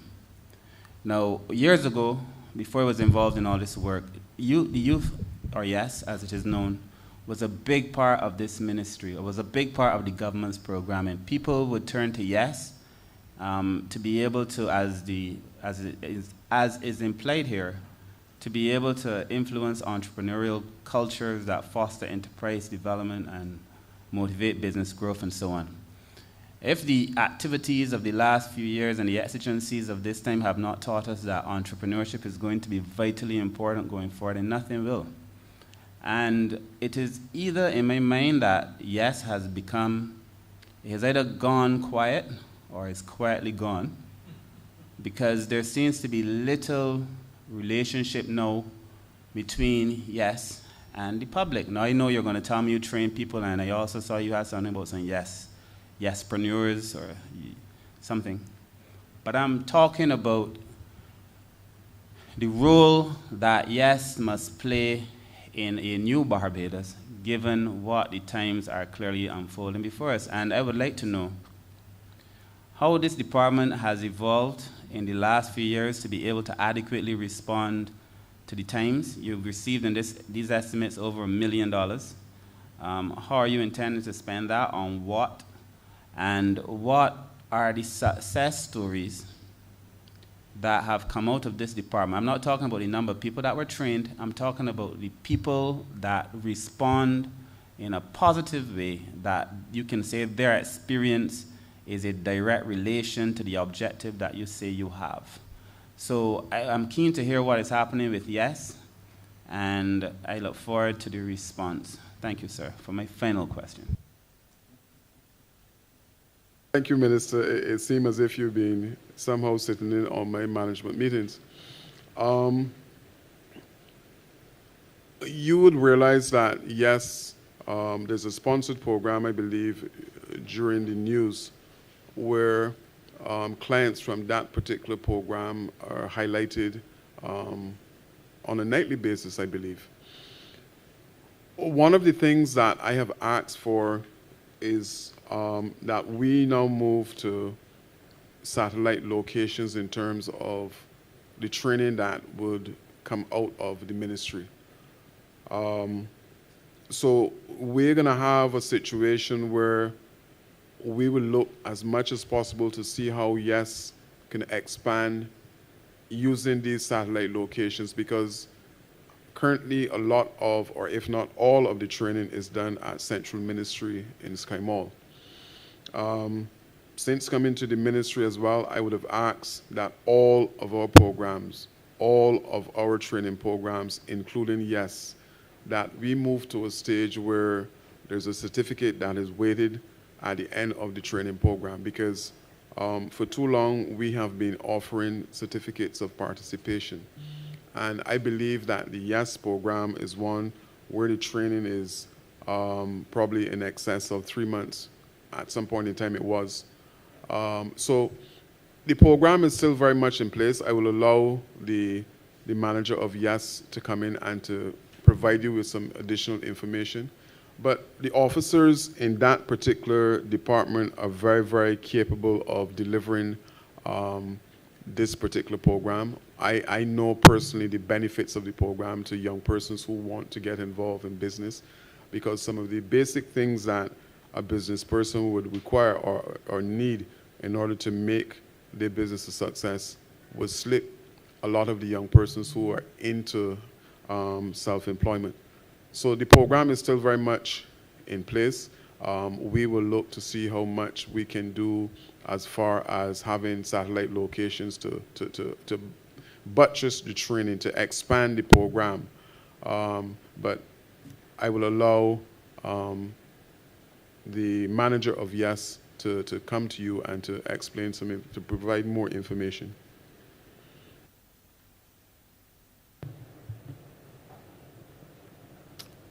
Thank you, Firstly, Minister.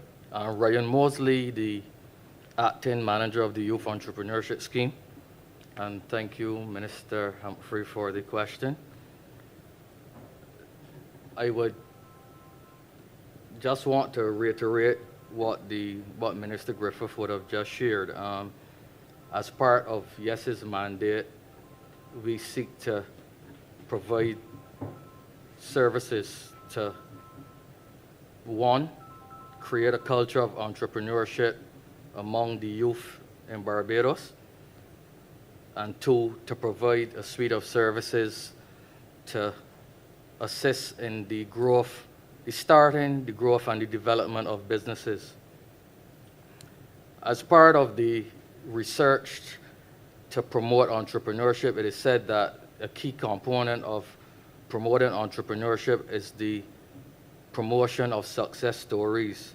And as part of our programming, we have endeavored to showcase these businesses to the public of Barbados so that the work of the department is seen, and the end result, where the businesses are actually functioning, are seen to the public of Barbados. So hence, on Tuesday nights, as part of the CBC News, we sponsor the business report, and we also sponsor the CBC Night News Countdown. And on Tuesdays, you would see, yes, clients who have started, who have taken the journey, and some of them are at different stages of their business development. But you promote the business, they talk about the process that they're going through, the assistance that they have garnered, and the work that is currently ongoing. And some of these businesses are very community-minded and have a fairly strong presence within their community. And what it also does, it also acts as encouragement to others, their peers, to encourage them to also take this journey. So that is a key component of our promotion. We make sure that we actively promote and showcase the businesses that we would have assisted, and we continue to assist within the community. A key component of our programming is training, and this is a key aspect within the suite of the programs and services that we offer within the pandemic. And I am proud to report that we would have been engaged in training over 500 persons in various areas. We have the Yes Proper, which is the training that is provided for the clients of Yes. We had about 135 persons across 2 cohorts of the entrepreneurial development training. That training has obviously evolved over time to cater to the needs of the young persons, and the times have dictated that the program evolve. What the program looked like 10 years ago, we have been tweaking and we have been improving. And as the minister said, we are now actively engaged with the Open Campus to actually have joint certification of our programming, so that the program has weight and persons can actually use the certificate to actually further their education, and to actually something that can actually go on a CV. So we're looking to improve in that area. We also partner with other agencies that promote entrepreneurship, share our similar vision. We had partnerships with the Barbados Entrepreneurship Foundation and the Optimist Club.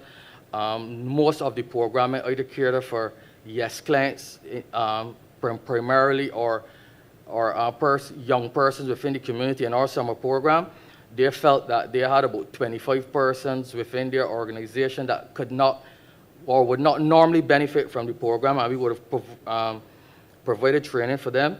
We also train persons at the Erdeston Training College. There were some groups that came up during the pandemic, like Uplifting Women. There were about 25 of those. And we are still actively pursuing training persons in schools.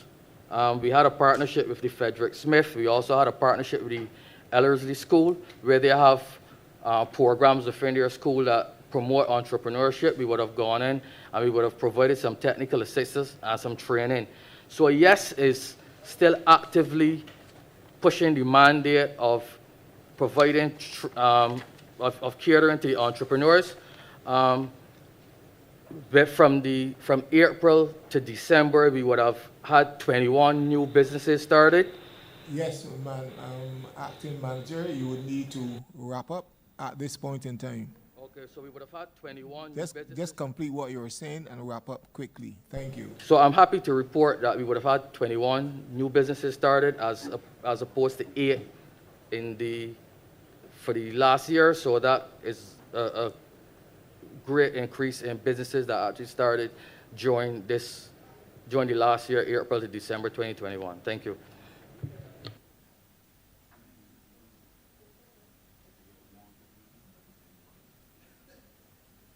Thank you, Honourable Member for the City of Bridgetown. Good morning. Good evening, and thank you, Mr. Chair. Conscious of the time, I just want to start by saying it is a saying that we use, the youth is wasted on the young. And one of the things I try to do is make sure it is not wasted on me, Mr. Chair. But to the Minister and the Ministry, I want to start by bringing some balm, some oil to the Ministry by commending the 2 predecessors and to say to the Minister that I do expect even more from him as he returned to his former stomping ground at the Ministry of Youth Affairs, Sports and Community Empowerment. The Ministry holds a very special part to me, and I just want to set the context, notwithstanding the time. I would have approached the Ministry for my first time in 1998, and in 20 years following that, I have struggled to receive much assistance from the Ministry for the young people in my area and the young people that I work with. So I had 20 years of pain, but I can say I'm very proud of the last 3 years and the last 3 ministers in what they have done and what they are doing. My question really goes straight to the President's address in relation to the Regional Horse Racing Academy, and where are we with that?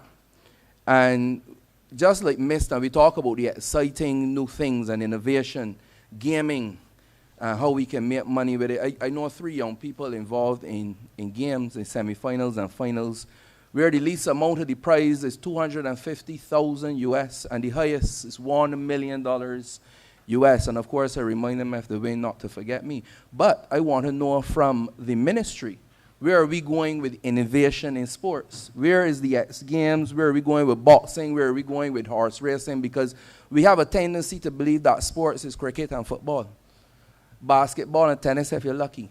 So I want to know, in terms of this sports policy, where are we going with the Regional Horse Racing Academy, as mentioned by the President, games like the X Games where we can have biking and all these exciting things that a lot of young people that we tend not to be able to reach would be exciting to be involved in.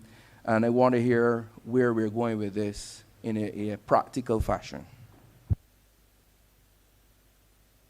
Thank you for your question, Minister. I'm going to allow the Director of the National Sports Council and the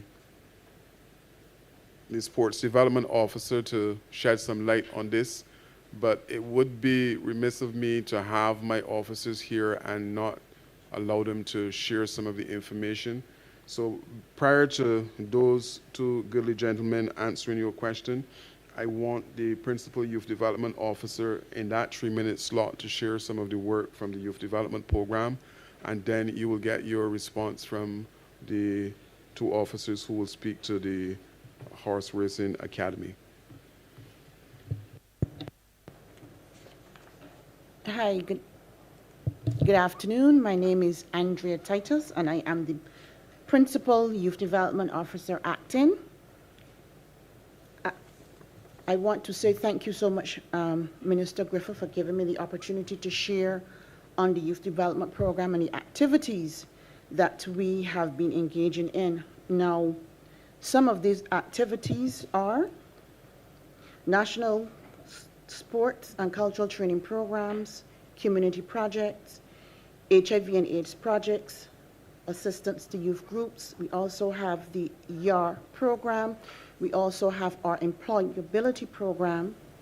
We also have leadership training for youth and community groups. We also provide assistance to youth and community organizations. We also offer psychoeducational training programs for the youth across Barbados. Now, our target group are persons between 9 to 28. And I want to say to you, over the past year, as it relates to community projects, I want to say that we have been able to complete 20 community projects. Now, these community projects are basically about helping our young people to gain skills, and by extension, helping them to be able to prepare themselves for life, and also to give them employable skills as well. And within the program, usually these community projects are around 3 months and so, and for that particular time, we have been able to reach over 300 young persons in relation to that, and we have been able to provide community empowerment, training of community leaders, entrepreneurship and employment creation, and sports development. Also, in relation to our psycho-educational programs, we have been able to sensitize over 3,000 young persons, and this is through our Life Skill Committee, who are doing a tremendous job in making sure that they empower our young persons with knowledge. We also have our Youth Achieving Results program, which is actually broken down into the visual arts component and the performing arts component, and where we are able to empower young persons with skills. And in addition to that, there's also a psychoeducational component where we help persons there's a personal development component, which we believe is important in relation to allowing persons to have a whole holistic development. Now, one of the programs I want to speak to is we have an employability program, and the employability program has been an excellent program where we have been able to help young persons to gain employment and to reduce, and this program has also been able to reduce unemployment. And so far we have been able to, despite the pandemic, we still have been able to train individuals, and we have been able to train over 288 persons in relation to employability program. But what we want to do going forward is to have, this program is usually centralized, but what we want to do going forward is actually to decentralize this program, where we're able to help the individuals where communities now will be able to benefit, where at the community level, persons will be able to train, because right now when it's being just at one location, then they're traveling in terms of bus fare and so on and so forth. But we know that once it's in the community, we definitely can expand our reach in being able to provide employability skills for these young persons. And in addition to that, we also want to expand our reach in relation to the particular sectors who we work with as well. So basically, we're just asking for the support and the buy-in in relation to investing in the social program and what we do here within the ministry. The other component I just want to add in relation to that particular program is that in terms of training, what we are doing, we're trying to train persons as it relates to the labor market, and which is also critical to our economy as well. So we also have this one other program, just the Next Step training program.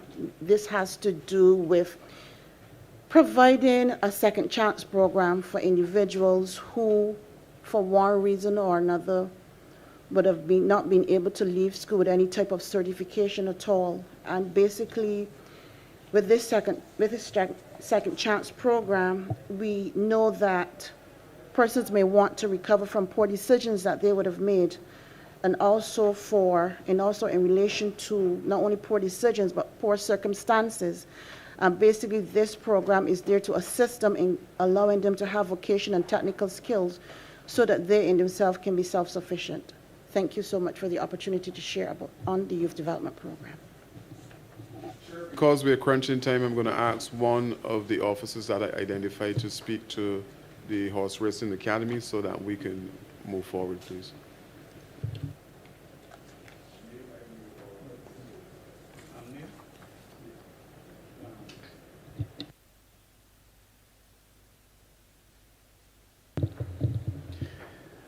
Thank you, Minister. Honourable Minister for the city, thank you very much for the question. Now, horse racing is a multi-million-dollar, multi-billion-dollar industry, and it employs persons from all over the world. Sir, I hate to interrupt in the interest of time, but please give your name and your position. Thank you. Sorry, Stephen Rowe, Sports Development Officer.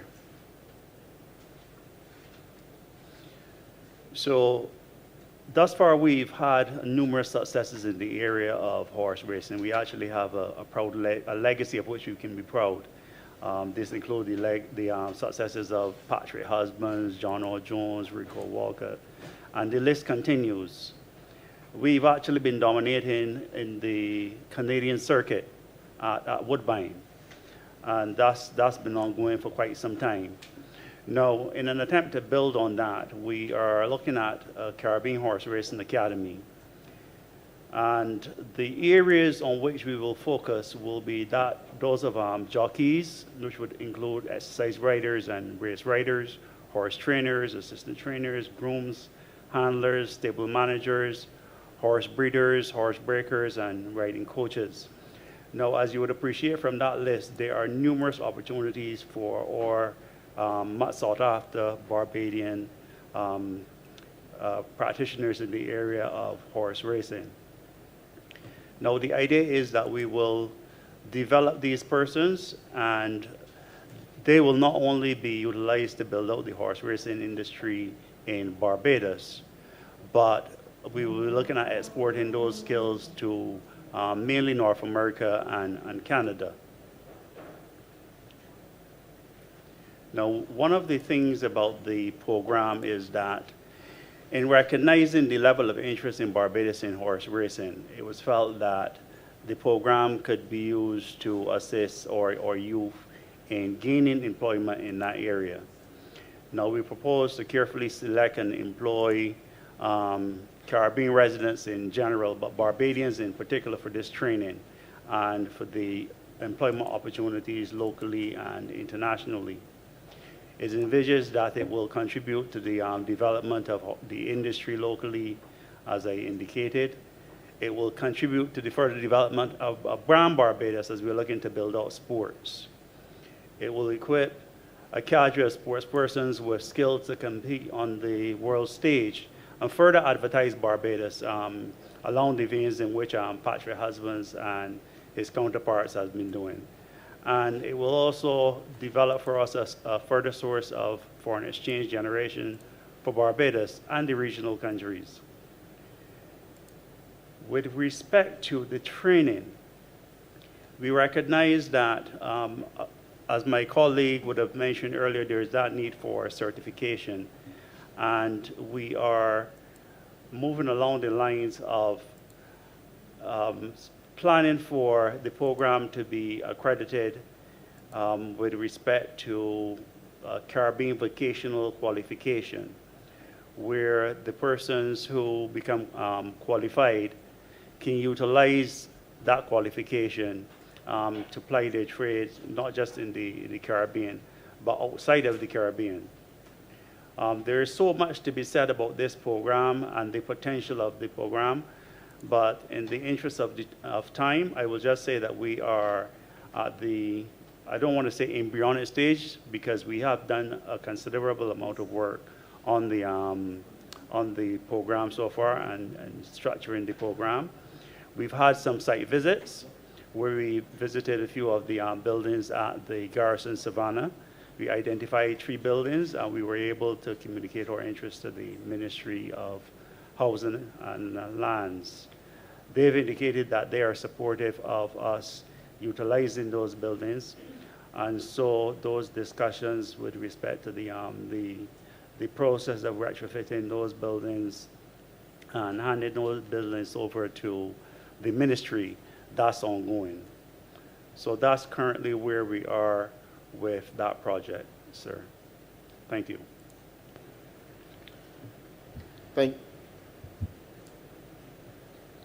Mr. Chair, I must confess that I am a little uncomfortable being rushed for time when we're dealing with something so important. And I will respect the chair, and I will continue to move along swiftly. But I must confess, I don't want it to rest on my soul. I must confess. Because to be honest and to be serious, you know, I remember being in meetings in 2019 with the IMF, and they made the point, and they agreed with the point, that if we do not watch our 16 to 22-year-olds, that's when we had the record murder rate. And they were talking about all the gains can be undone, from the construction, from the labor, from the environment, from the education, from everything, if we do not be careful. I, like the rest of my colleagues in here, understand. I don't see any ministry more important than others, but I said I have a very special place for youth. I see every single ministry in this chamber as extremely important. And I will move on to my next question now, though. And that is to do with the Next Step initiative.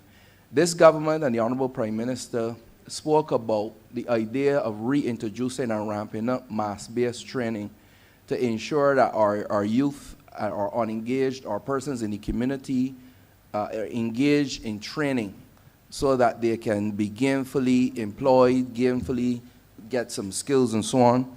And I heard about this thing called the Next Step initiative. I want to know what is the next step with it, because I get very scared when I hear about we propose to, I think of a marriage. We're looking into, I think of a mirror. I want to know where we are and where we are going with the Next Step initiative. Something tangible, something practical that we can, I can sink my teeth into. Mr. Chair, please. Thank you, Honourable Member, for that. I'm going to allow the Principal Youth Development Officer, I'm going to allow the Director to speak to that. But before the Director, again, I want my officers to be, to highlight areas. So I'm going to call the Director of the Barbados Youth Advanced Corps to come and share some information about that particular program before you hear from the Director about the Next Step initiative. Thank you. Thank you, Minister. Holly Haynes, Director of the Barbados Youth Advanced Corps. As you may be aware, the Barbados Youth Advanced Corps was launched August 2019 by the Prime Minister of Barbados with a mandate to ensure that we increase youth empowerment through the development of programs and projects that increases youth engagement, encourage positive change, and high standards of achievement. I am pleased to report that over the last 2 years, we have seen some 560 persons across 4 cohorts participating in the Barbados Youth Advanced Corps program. I'm also pleased to report that over 120 persons participate in tech walk training at the Barbados Community College, the Samuel Jackman Prescott Institute, the Barbados Vocational Training Board, in very many disciplines, including animation, including cookery, including photovoltaic, nursing, so a wide range of disciplines. But more importantly, several of our graduates have completed these courses successfully and are now certified in their various disciplines. I'm also pleased to report that we introduced for the first time City and Guilds program for those young people who came out of school with no formal certification. And we were able, in just 1 year, to facilitate some 63 persons got City and Guilds passes in English, some 65 persons got City and Guilds passes in Maths. But more importantly, we got some 26 merits and 7 distinctions. And these are young people who came to the Barbados Youth Advanced Corps without any certification, but we were able to facilitate the type of one-on-one training that's required to build out the capacity of these young people. Additionally, we had some 29 persons who participated in our CXC program, and at the last sitting, we got some 29 passes. As you know, CXC program is a 2-year program, but we were able to achieve this in under 1 year, under the 2-year period, by the type of one-on-one approach that we adopt at the Barbados Youth Advanced Corps. So I'm also pleased to report that we had a partnership with the Hospitality Institute, several of our trainees who participate in the SJPI courses, and we have some 29 persons who were on job training and apprenticeship at this institution, and so far they have been granted additional job experience for a further 3 months. I am also pleased to report that we had 14 trainees who enrolled in the Barbados Defense Force program, and about 2 Saturdays ago, we had some 10 of those trainees who successfully are now full-fledged soldiers. So I want to use this opportunity to commend the partnership with the Barbados Defense Force, and concomitantly, we'll be having a similar partnership with the Barbados Police Service. So as we continue to roll out the programs for the Barbados Youth Advanced Corps, a part of our strategy is to ensure that as many young people get exposure to training, long life learning, but employment. And we have some 166 persons across cohort 1 to 3 who are currently employed in various disciplines in the public, and various jobs in the public and private sector. So I want to commend all of the agencies that continue to support the Barbados Youth Advanced Corps. And we will continue to promote and give the opportunities for young people. In the coming year, we are hoping to have another 264 persons enrolled in the Barbados Youth Advanced Corps, and our aim is to meet the demand of the Prime Minister has put on us that we should have 900 persons a year annually, and that will be our target as we move forward over the next 5 years. So I thank the Minister for giving me the opportunity to share some aspects of the Barbados Youth Advanced Corps. I'm obliged to you.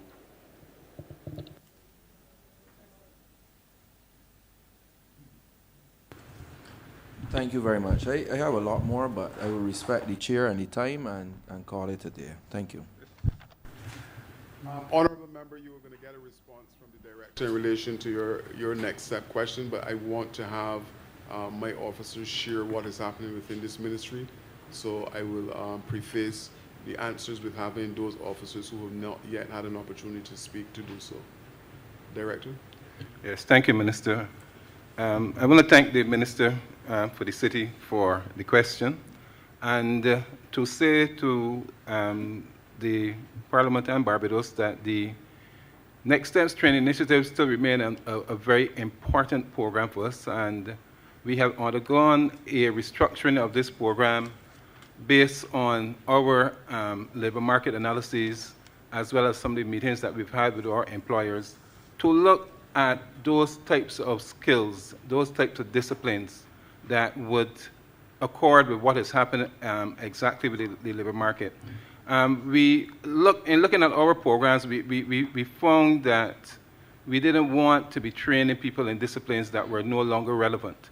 And we recognize also too that a number of the skill sets that would have been part of the Barbadian community are no longer part of the community as well.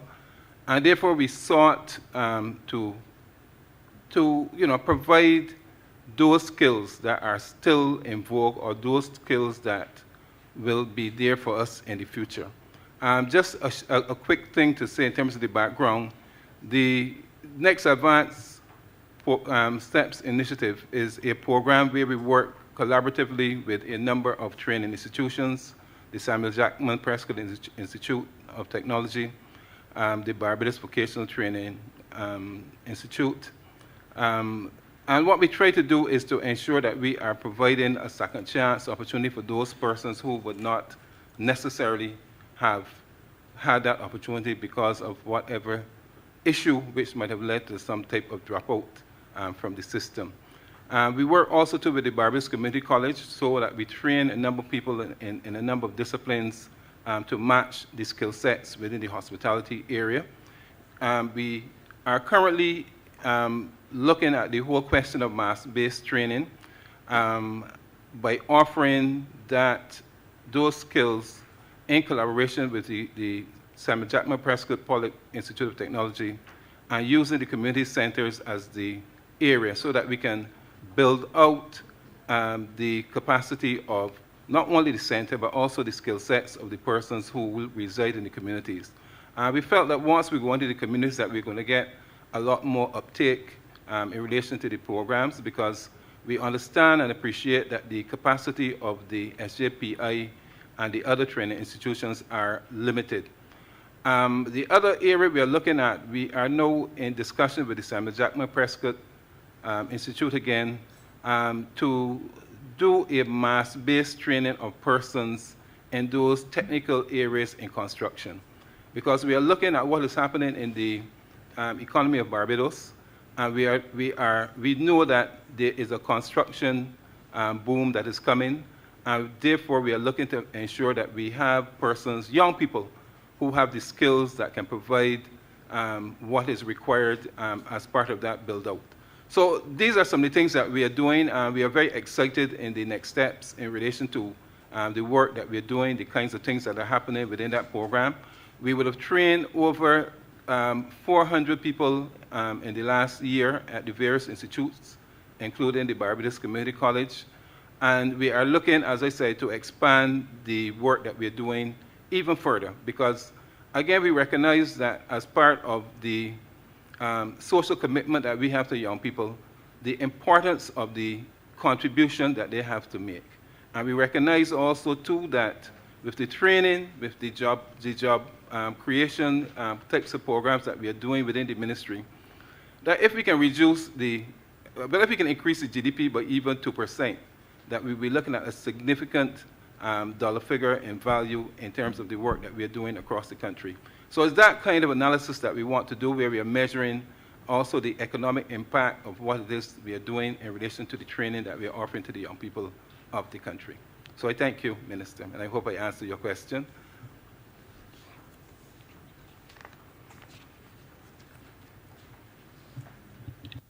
Thank you, Honourable Member for St. Michael Northwest. Thank you, Mr. Chair. I know the time is short, so I will try to be very brief.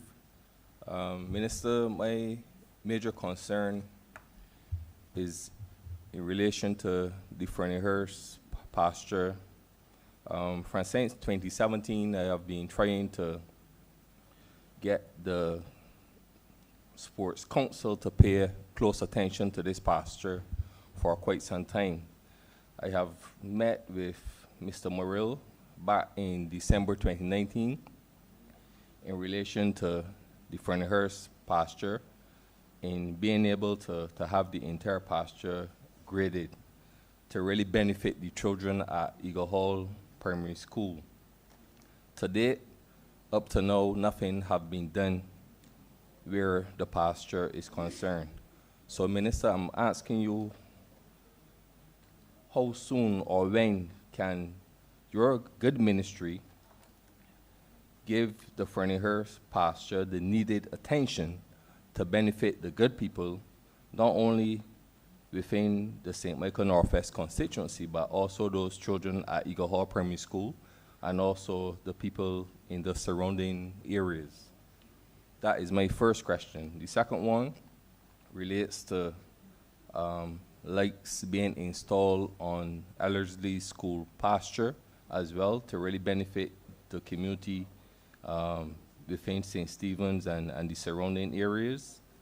And also, my last question relates to the building block program, which is supposed to really benefit the good people in St. Stephen's Hill, especially those within the Golden Acre housing area.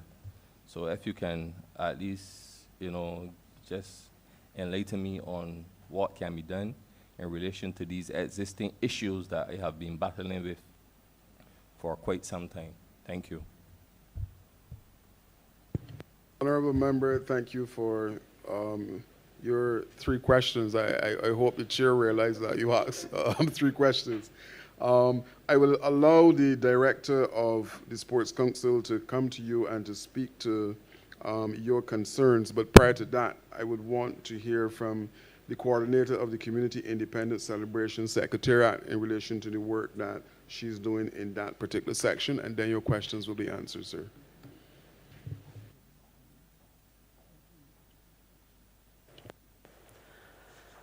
Good evening and thank you, Minister. Jessica Paris, Coordinator, Community Independence Celebration Secretariat. Now, the Secretariat was established in 1995 with the primary objectives of encouraging the fullest possible participation in the celebration of Barbados' independence and nationhood. Also to expose and further develop these nation's enormous sporting, creative, artistic talents and abilities through organized community activities, and to develop and enhance a sense of patriotism, self-sufficiency, volunteerism, and community-mindedness within our communities, building a cadre of community practitioners. Now, to effectively manage the celebrations at the parochial level, the Secretariat works with the parish independence committees to ensure the objectives are achieved and the greatest possible involvement of all the parishes in the various activities. And at this point, I want to highlight the work of the parish independence committees, the parish ambassadors in attendance, which cannot be underestimated. These groups have contributed to the social landscape of this island through the members' commitment to volunteerism, mentorship, and development of young persons, unearthing of talent and designers, and willingness to give back to their respective communities, parishes, and by extension, Barbados. Now, over the past 27 years, because we are celebrating 27 years this year, the program has fostered wholesome behavior and a sense of pride and nationalism without being divisive through friendly competition. And I take this opportunity, I should say, not also highlighting the work of the present Parish Independence Committee members, but past persons who would have contributed to this program also. And we have some here with us today. Now, the program has a positive social impact on the nation in relation to the development of our young persons with the Parish Ambassadors Program for those young persons between the ages of 18 and 30. And the attendants who work alongside those parish ambassadors. The parish independence committees continue to work assiduously in their respective parishes in unearthing new talent for the in the performing arts. Also, as I mentioned earlier, the designers. They've also worked in the formation of small businesses in such areas as the rental of tents, sound, lighting, and DJ services. And this cannot be overlooked because people just think of the program as a parish independence program, but the work that these persons are doing within the particular parishes need to be highlighted at this point, because they not only produce those young persons and work with them to get them to the Spirit of the Nation show and to develop them as young persons with a sense of national identity. But they also work with other groups within the respective parishes, as I mentioned just now, young entrepreneurs, and some who would have come through our program also. We do a lot of training for our participants in different areas, and as the Minister alluded to earlier, and my other counterparts, we're looking to ensure that the programs or the training program is certified so that these persons can say that we are a certified community practitioner, and they can take that and use within the respective parishes.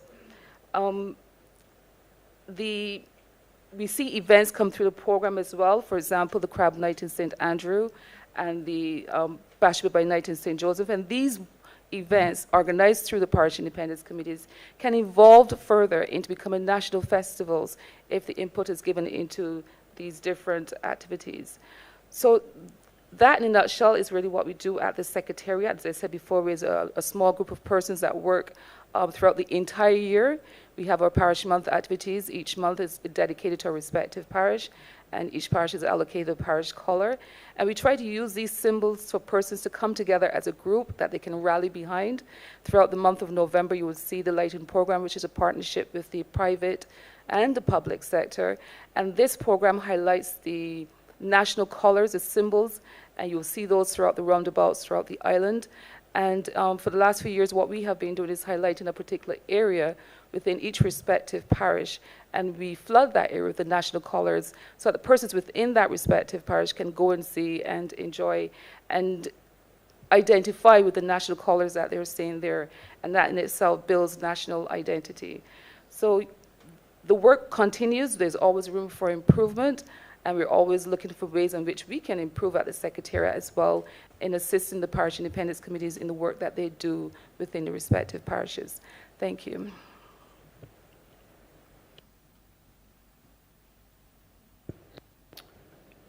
Thank you, Honourable Member of Parliament for St. Michael Northwest. Neil Merle again, Director, National Sports Council. The Minister is correct. I did meet with him in December 2019 with regard to the playing field at Ferniehurst. Prior to meeting him in 2019, the National Sports Council fixed a major issue at the Eagle Hall Primary School with respect to paving the facility at Eagle Hall. The dust was affecting the children and so on, and we also included a volleyball court, a basketball court, and a road tennis facility, of which the principal and the surrounding persons were very happy. So the issue at Ferniehurst, this year we have included money with regard to the regrading, and we would look at Ferniehurst favorably in this financial year. With respect to the issue at Ellerslie, in terms of the lights, that issue was written to the National Sports Council. The playing field at Ellerslie falls under the Ministry of Education, and therefore we were not able to facilitate. There is a lighting program, and we can see what can come out of that after the 38 fields have been finished. We will see if we can collaborate with the Ministry of Education with respect to that. Thank you. Thank you very much. Thank you. Thank you, Mr. Director. I hope in the regrading program, you remember Chaka Hall, which I wrote about, since Minister King was minister in that ministry as well, in terms of regrading. I don't mean to cross you. Honourable Member for St. Michael East. Mr. Chairman, look, every year I come here and I have to listen and witness a level of puerility, sterile discussions. The boxing of the more things change, the more things remain the same. You can almost let everybody stay home, record these things, and come back here every year, especially when it relates to issues like sports. And look, sports is about community integration. Sports is about social relationships. Sports about alternative means in communities, especially densely populated communities, when young men come home on evenings. When you begin to talk about sports, especially in the present atmosphere, you got to look to see how sports and these opportunities and culture is used as an alternative to criminal activities and indisciplined behavior. The community development must rise to the occasion. Anybody come in here and just talk to me about cricket and football and if the center get open and all of that, I waste my time and believe that I have done a good job because you're involved in a form of social ritualism, because that is what's happening here. I have problems across my community. Then he's talking about how do the audience respond in the circumstances of sports in communities. I have one of the biggest pastors in Barbados. I want to hear about how you're going to help me to develop that pastor within the next year.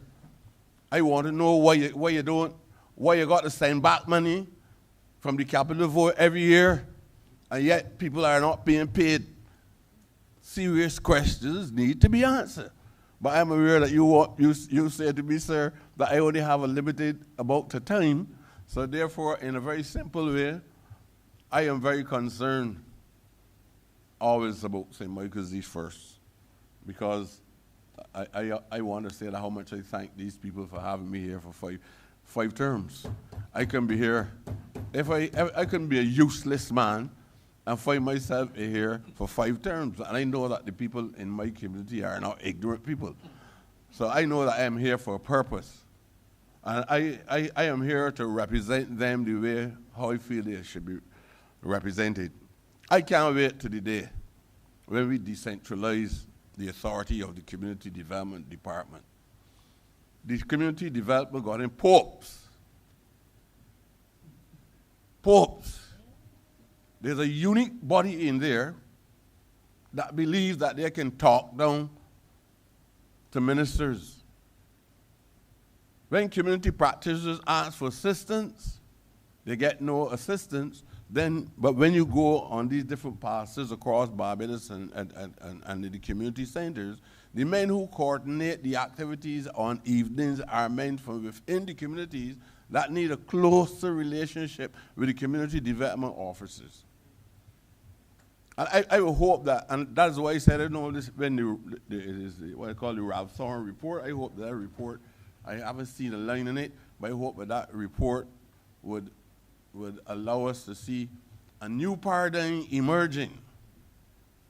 We got some psychosocial and psychocultural problems in these departments that people believe that something was done when I first came to this department, and this is the best practice in Barbados, and it must continue the same way. The only way we're going to change that is if we shift the responsibility, allow them, if they choose to do so, to supervise the activities and to monitor things. But the real practitioners exist within the community. And they should be allowed to work in collaboration with community development officers, but the community development officers cannot drive the process. Well, I heard fairly implicit to me in here, I heard a recently community development and sports minister suggesting that all was not well in there. So how comes though everybody is saying this thing well and everybody's so passive and cordial in the discussions about these things? So Mr. Chair, I really want to ask a question, but I don't even know how we can get this question answered. Right, but look, let me tell you what's most important to me now, priority. Former Minister of the same department and one outstanding Barbadians.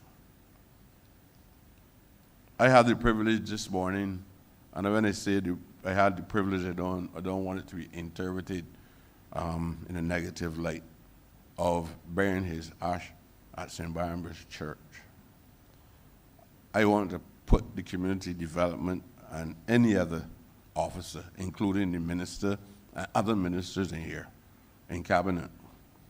I want the community center named after the late Honourable Donald George Blackman. He built it. He served the community well. I have seen other people that did very little, named buildings, so this and so that. I need to see that community center named after him. I don't want nobody drag me out. I don't want anybody telling me about any petition, right? And I want it to be there on that pastor. As I said in here before, I have a pastor that named after Sir Winston Churchill. I want the center named after Dr. Don Blackman. I'm asking no more questions. Everybody can, in a very superficial way, dance all around the questions and say the same thing over that I have heard before. And you all know that is true. And when the end of the financial year comes, they can say back in $1.something million and $2.something million, and then you can hear that the contractors, the architects, and everybody was not paid during the year. And what are you going to do about it? You can't do anything about it. Because the same officers can do the same thing the next year, and the ministers will have to be indicted for not performing in the way in which they ought to perform. So I am incapable of answering the question, probably in general, but on this time for sure I can't answer any question. But, sir, Thanks very much for giving me the opportunity to babble something to you. Yes, and you will have the time to give your second reading speech as well. Honourable Member for Christchurch West Chair. Central. So you're Sorry, Minister. Proceed. You don't want me to respond? I'll be Yes, you may guided. proceed, Honourable Minister. All right. It is unfortunate that the honourable member who just spoke just entered the chamber. It is unfortunate that it is necessary on this occasion to come with the language that he came with. All right. My officers here will not be able to address, so I will. For the past 2.5 hours or so, 3 hours or whatever, members of this honorable chamber and those persons who are watching online would have heard officer after officer from this ministry outline what is being done to push youth, to push sports, to push community empowerment. Now, it is impossible to have everything right or to get everything right at the first try. There's a new dawn. So when the honorable member is going to basically say that officers from this ministry are talking foolishness, then I have to respond. Because I could understand the angst. All of us have constituencies that have issues that we want addressed, but in most cases, there's a process. There is a process that must be followed. And the honorable member is fully aware of that. So if we have issues, we're going to fix them. We're going to fix them. There's a mantra in this party of facing it and fix it, and we're going to fix them. So I will not sit here and allow the honorable member to treat staff in the way how he just did. Because, it is not necessary. You want a community center named after a particular individual, fine. There's a process and there's a way that you go about doing that. But when you come and you berate officers from the ministry that I am sitting, I really have to respond to it. We will fix the issues that are happening. I understand from every single member who spoke the issues that they're having in their respective constituency. But at the same time, you must give us an opportunity to fix the wrongs that are being identified. Thank you, Chair. Thank you, Honourable Member for Christchurch West Central. Thank you. I just hope that I will be able to pour some cold water on the proceedings as they wrap up. Somebody tell me you weathered the storm. I just want to say a pleasant good night to my family, and I call them my family because this is the Ministry of Youth was the first ministry I happened to work with, and there's still an umbilical connection to the ministry.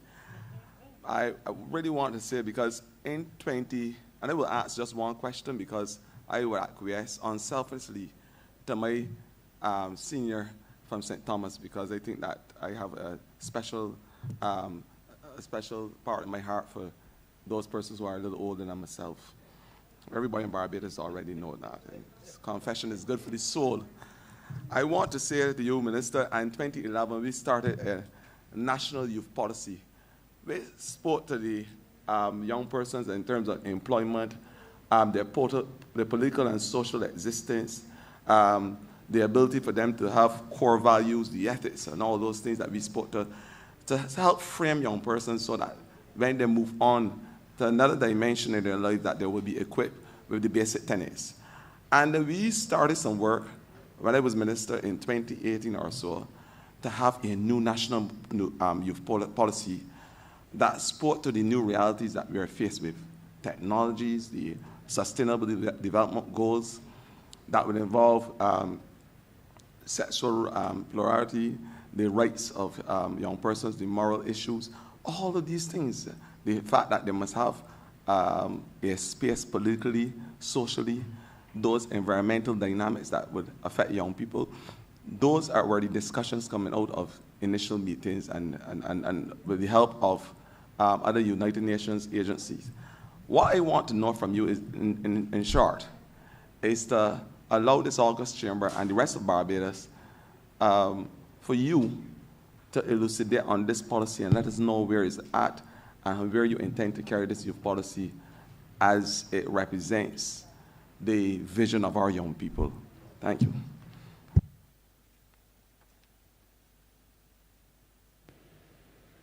Thank you for your question, Honourable Member. I will allow the Director to speak to your particular question, but before he comes, I want the Program Coordinator from the Community Development Department to share some of the projects that she's doing.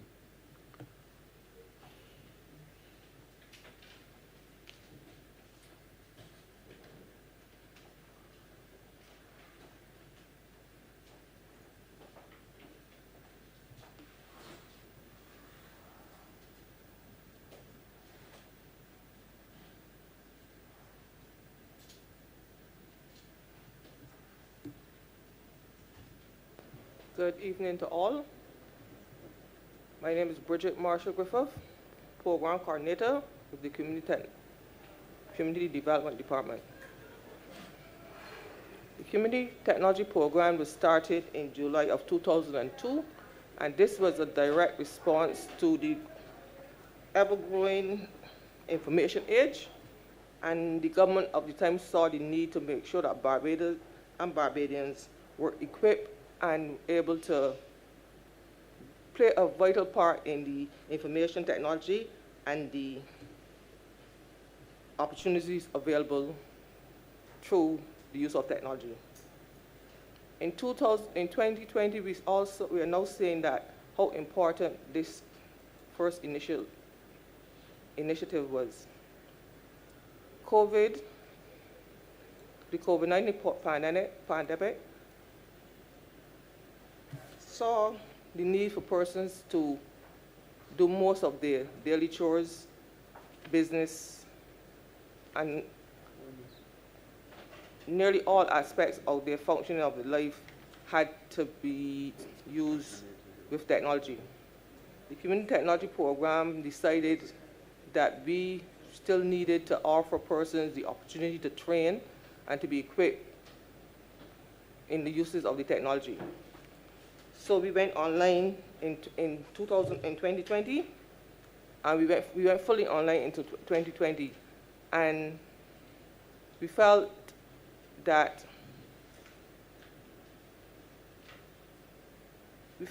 the persons would not had been so inclined because of the whole online aspect of it, but we were proved wrong. The number of persons who registered and took the courses increased exponentially. We had about over 8,000 persons registered and taking classes under the Community Technology Program. We have persons as far as Africa and the Caribbean who took our Community Technology Program. We also expanded the program to include a number of areas that we felt were beneficial to persons. First, we introduced programs where we felt persons would benefit in their small business. So we introduced courses like QuickBooks, Office Admin, web page design. So we introduced a number of courses where we felt persons could maximize their potential and also formulate businesses or ideas where they can work for themselves and gain an income. To date, we have over 8,000 persons still waiting to be trained. Going online benefited us in a way that more persons were exposed to the program. We developed a website, we developed our social media pages, and that took off. So today we are looking to train over 8,000 persons when we roll out again in April, May. When we roll out the program again in April and May. And we're looking to ensure that as many Barbadians as possible benefit from the use of the technology. We are also expanding the amount of centers that we have, because gradually we will be doing a blended approach to the program, where persons can do the program online, and those persons who do not have technology or have access to technology will go into the center and still benefit from the program. So that is where we are today in the technology program. There are a number of courses that we offer, which include computer and tablet and cell phone repairs, web-page design, internet home business, architecture drafting, coding and robotics, that's one we're going to be introducing soon, and office administration and technology. Community technology program, we also have what we call the expertise information technology program, which we have during the summer recess for teenagers between the ages of 13 and 18. Madam Coordinator, we would ask that you wrap up. We need to, we still have persons to come after to actually answer the questions, so we would hate to interrupt you on this very important aspect, but we are very much pressed for time, and we would have to ask you to wrap up your presentation very quickly at this time. Yes, sir. Yes, sir. So along with the expertise program, community expertise program, we found that there were a number of teenagers who had challenges. So we formed what we call safe haven clubs. So we have a number of safe haven clubs now at centers where the young people will go in and do their homework. We do training courses for them. They interact with one another. They do a lot of community work. So we have them visiting old people's homes and different activities where they can learn to be social citizens.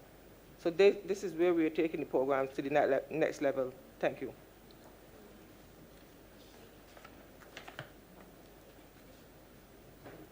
I'm Cleviston Hunt, Director of Youth Affairs, and thank the Honourable Minister for the question in relation to the National Youth Policy. The youth policy is really a critical output for the ministry, which will be delivered during this financial year. As you are aware, the youth policy really is government's attempt or commitment to codify its enlightened social policy to address the needs of young people and further the youth development agenda. So what we will be providing in the policy is a menu of options from which the government and young people can choose to address the challenges that young people would encounter or are encountering in this extremely rapidly changing society. The ministry will have completed its evaluation of the youth policy 2011 in 2018, and the cabinet would have approved the policy process in 2020. We owe a debt of gratitude, I must say, to the UNICEF, who has come on board and sponsored the fees for the consultants. We have 2 consultants who are involved in the development of the process, and they have consulted extensively with young people across Barbados. It is a participatory process that we are looking to achieve, so that we have to ensure that the policy is really driven by young people and by the views that young people put forward, as well as what they are putting forward as part of the recommendations to improve their own social conditions. I'm happy to say that we are at draft 3.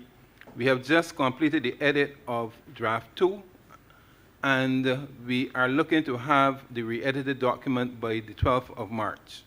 The process after that is that we are going to have a number of stakeholder consultations with the agencies which will be involved in the policy. As you are aware, youth is a cross-cutting team, and so it spans right across health and education and so on.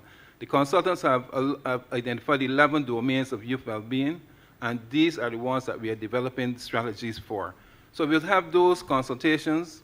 We will have another national youth consultation with the young people sometime in April. And once the final draft is completed and acceptable to all and sundry, then it will come to the Minister for Cabinet to approve the process that we have gone through. We are looking to complete this process and have this new policy in place around June 2022. Thank you, and that's my report.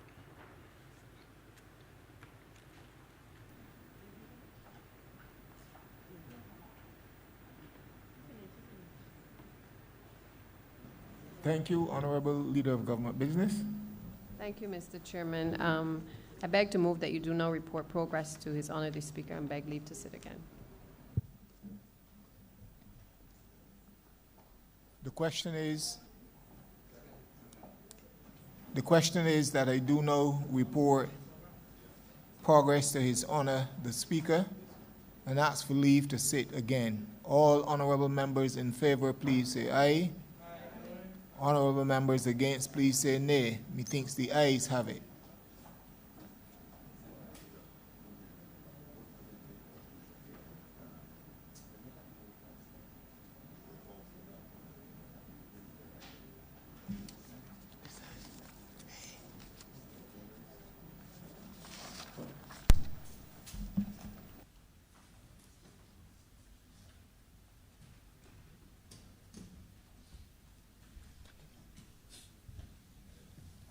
Chairman has reported progress and requests leave to sit again. Honorable Leader, Government Business. Thank you, Mr. Speaker. I beg to move the suspension of the House until tomorrow, the 4th of March at 10 a.m. The question is that this Honorable Chairman be suspended until tomorrow, Friday, the 4th day of March, 2022 at 10 a.m. in the forenoon. All honorable members in favor, please say aye. Those against, please say no. Meeting the ayes have it. This Honorable Chairman stands suspended until tomorrow, Friday, 4th day of March, 2022 at 10 a.m. in the forenoon.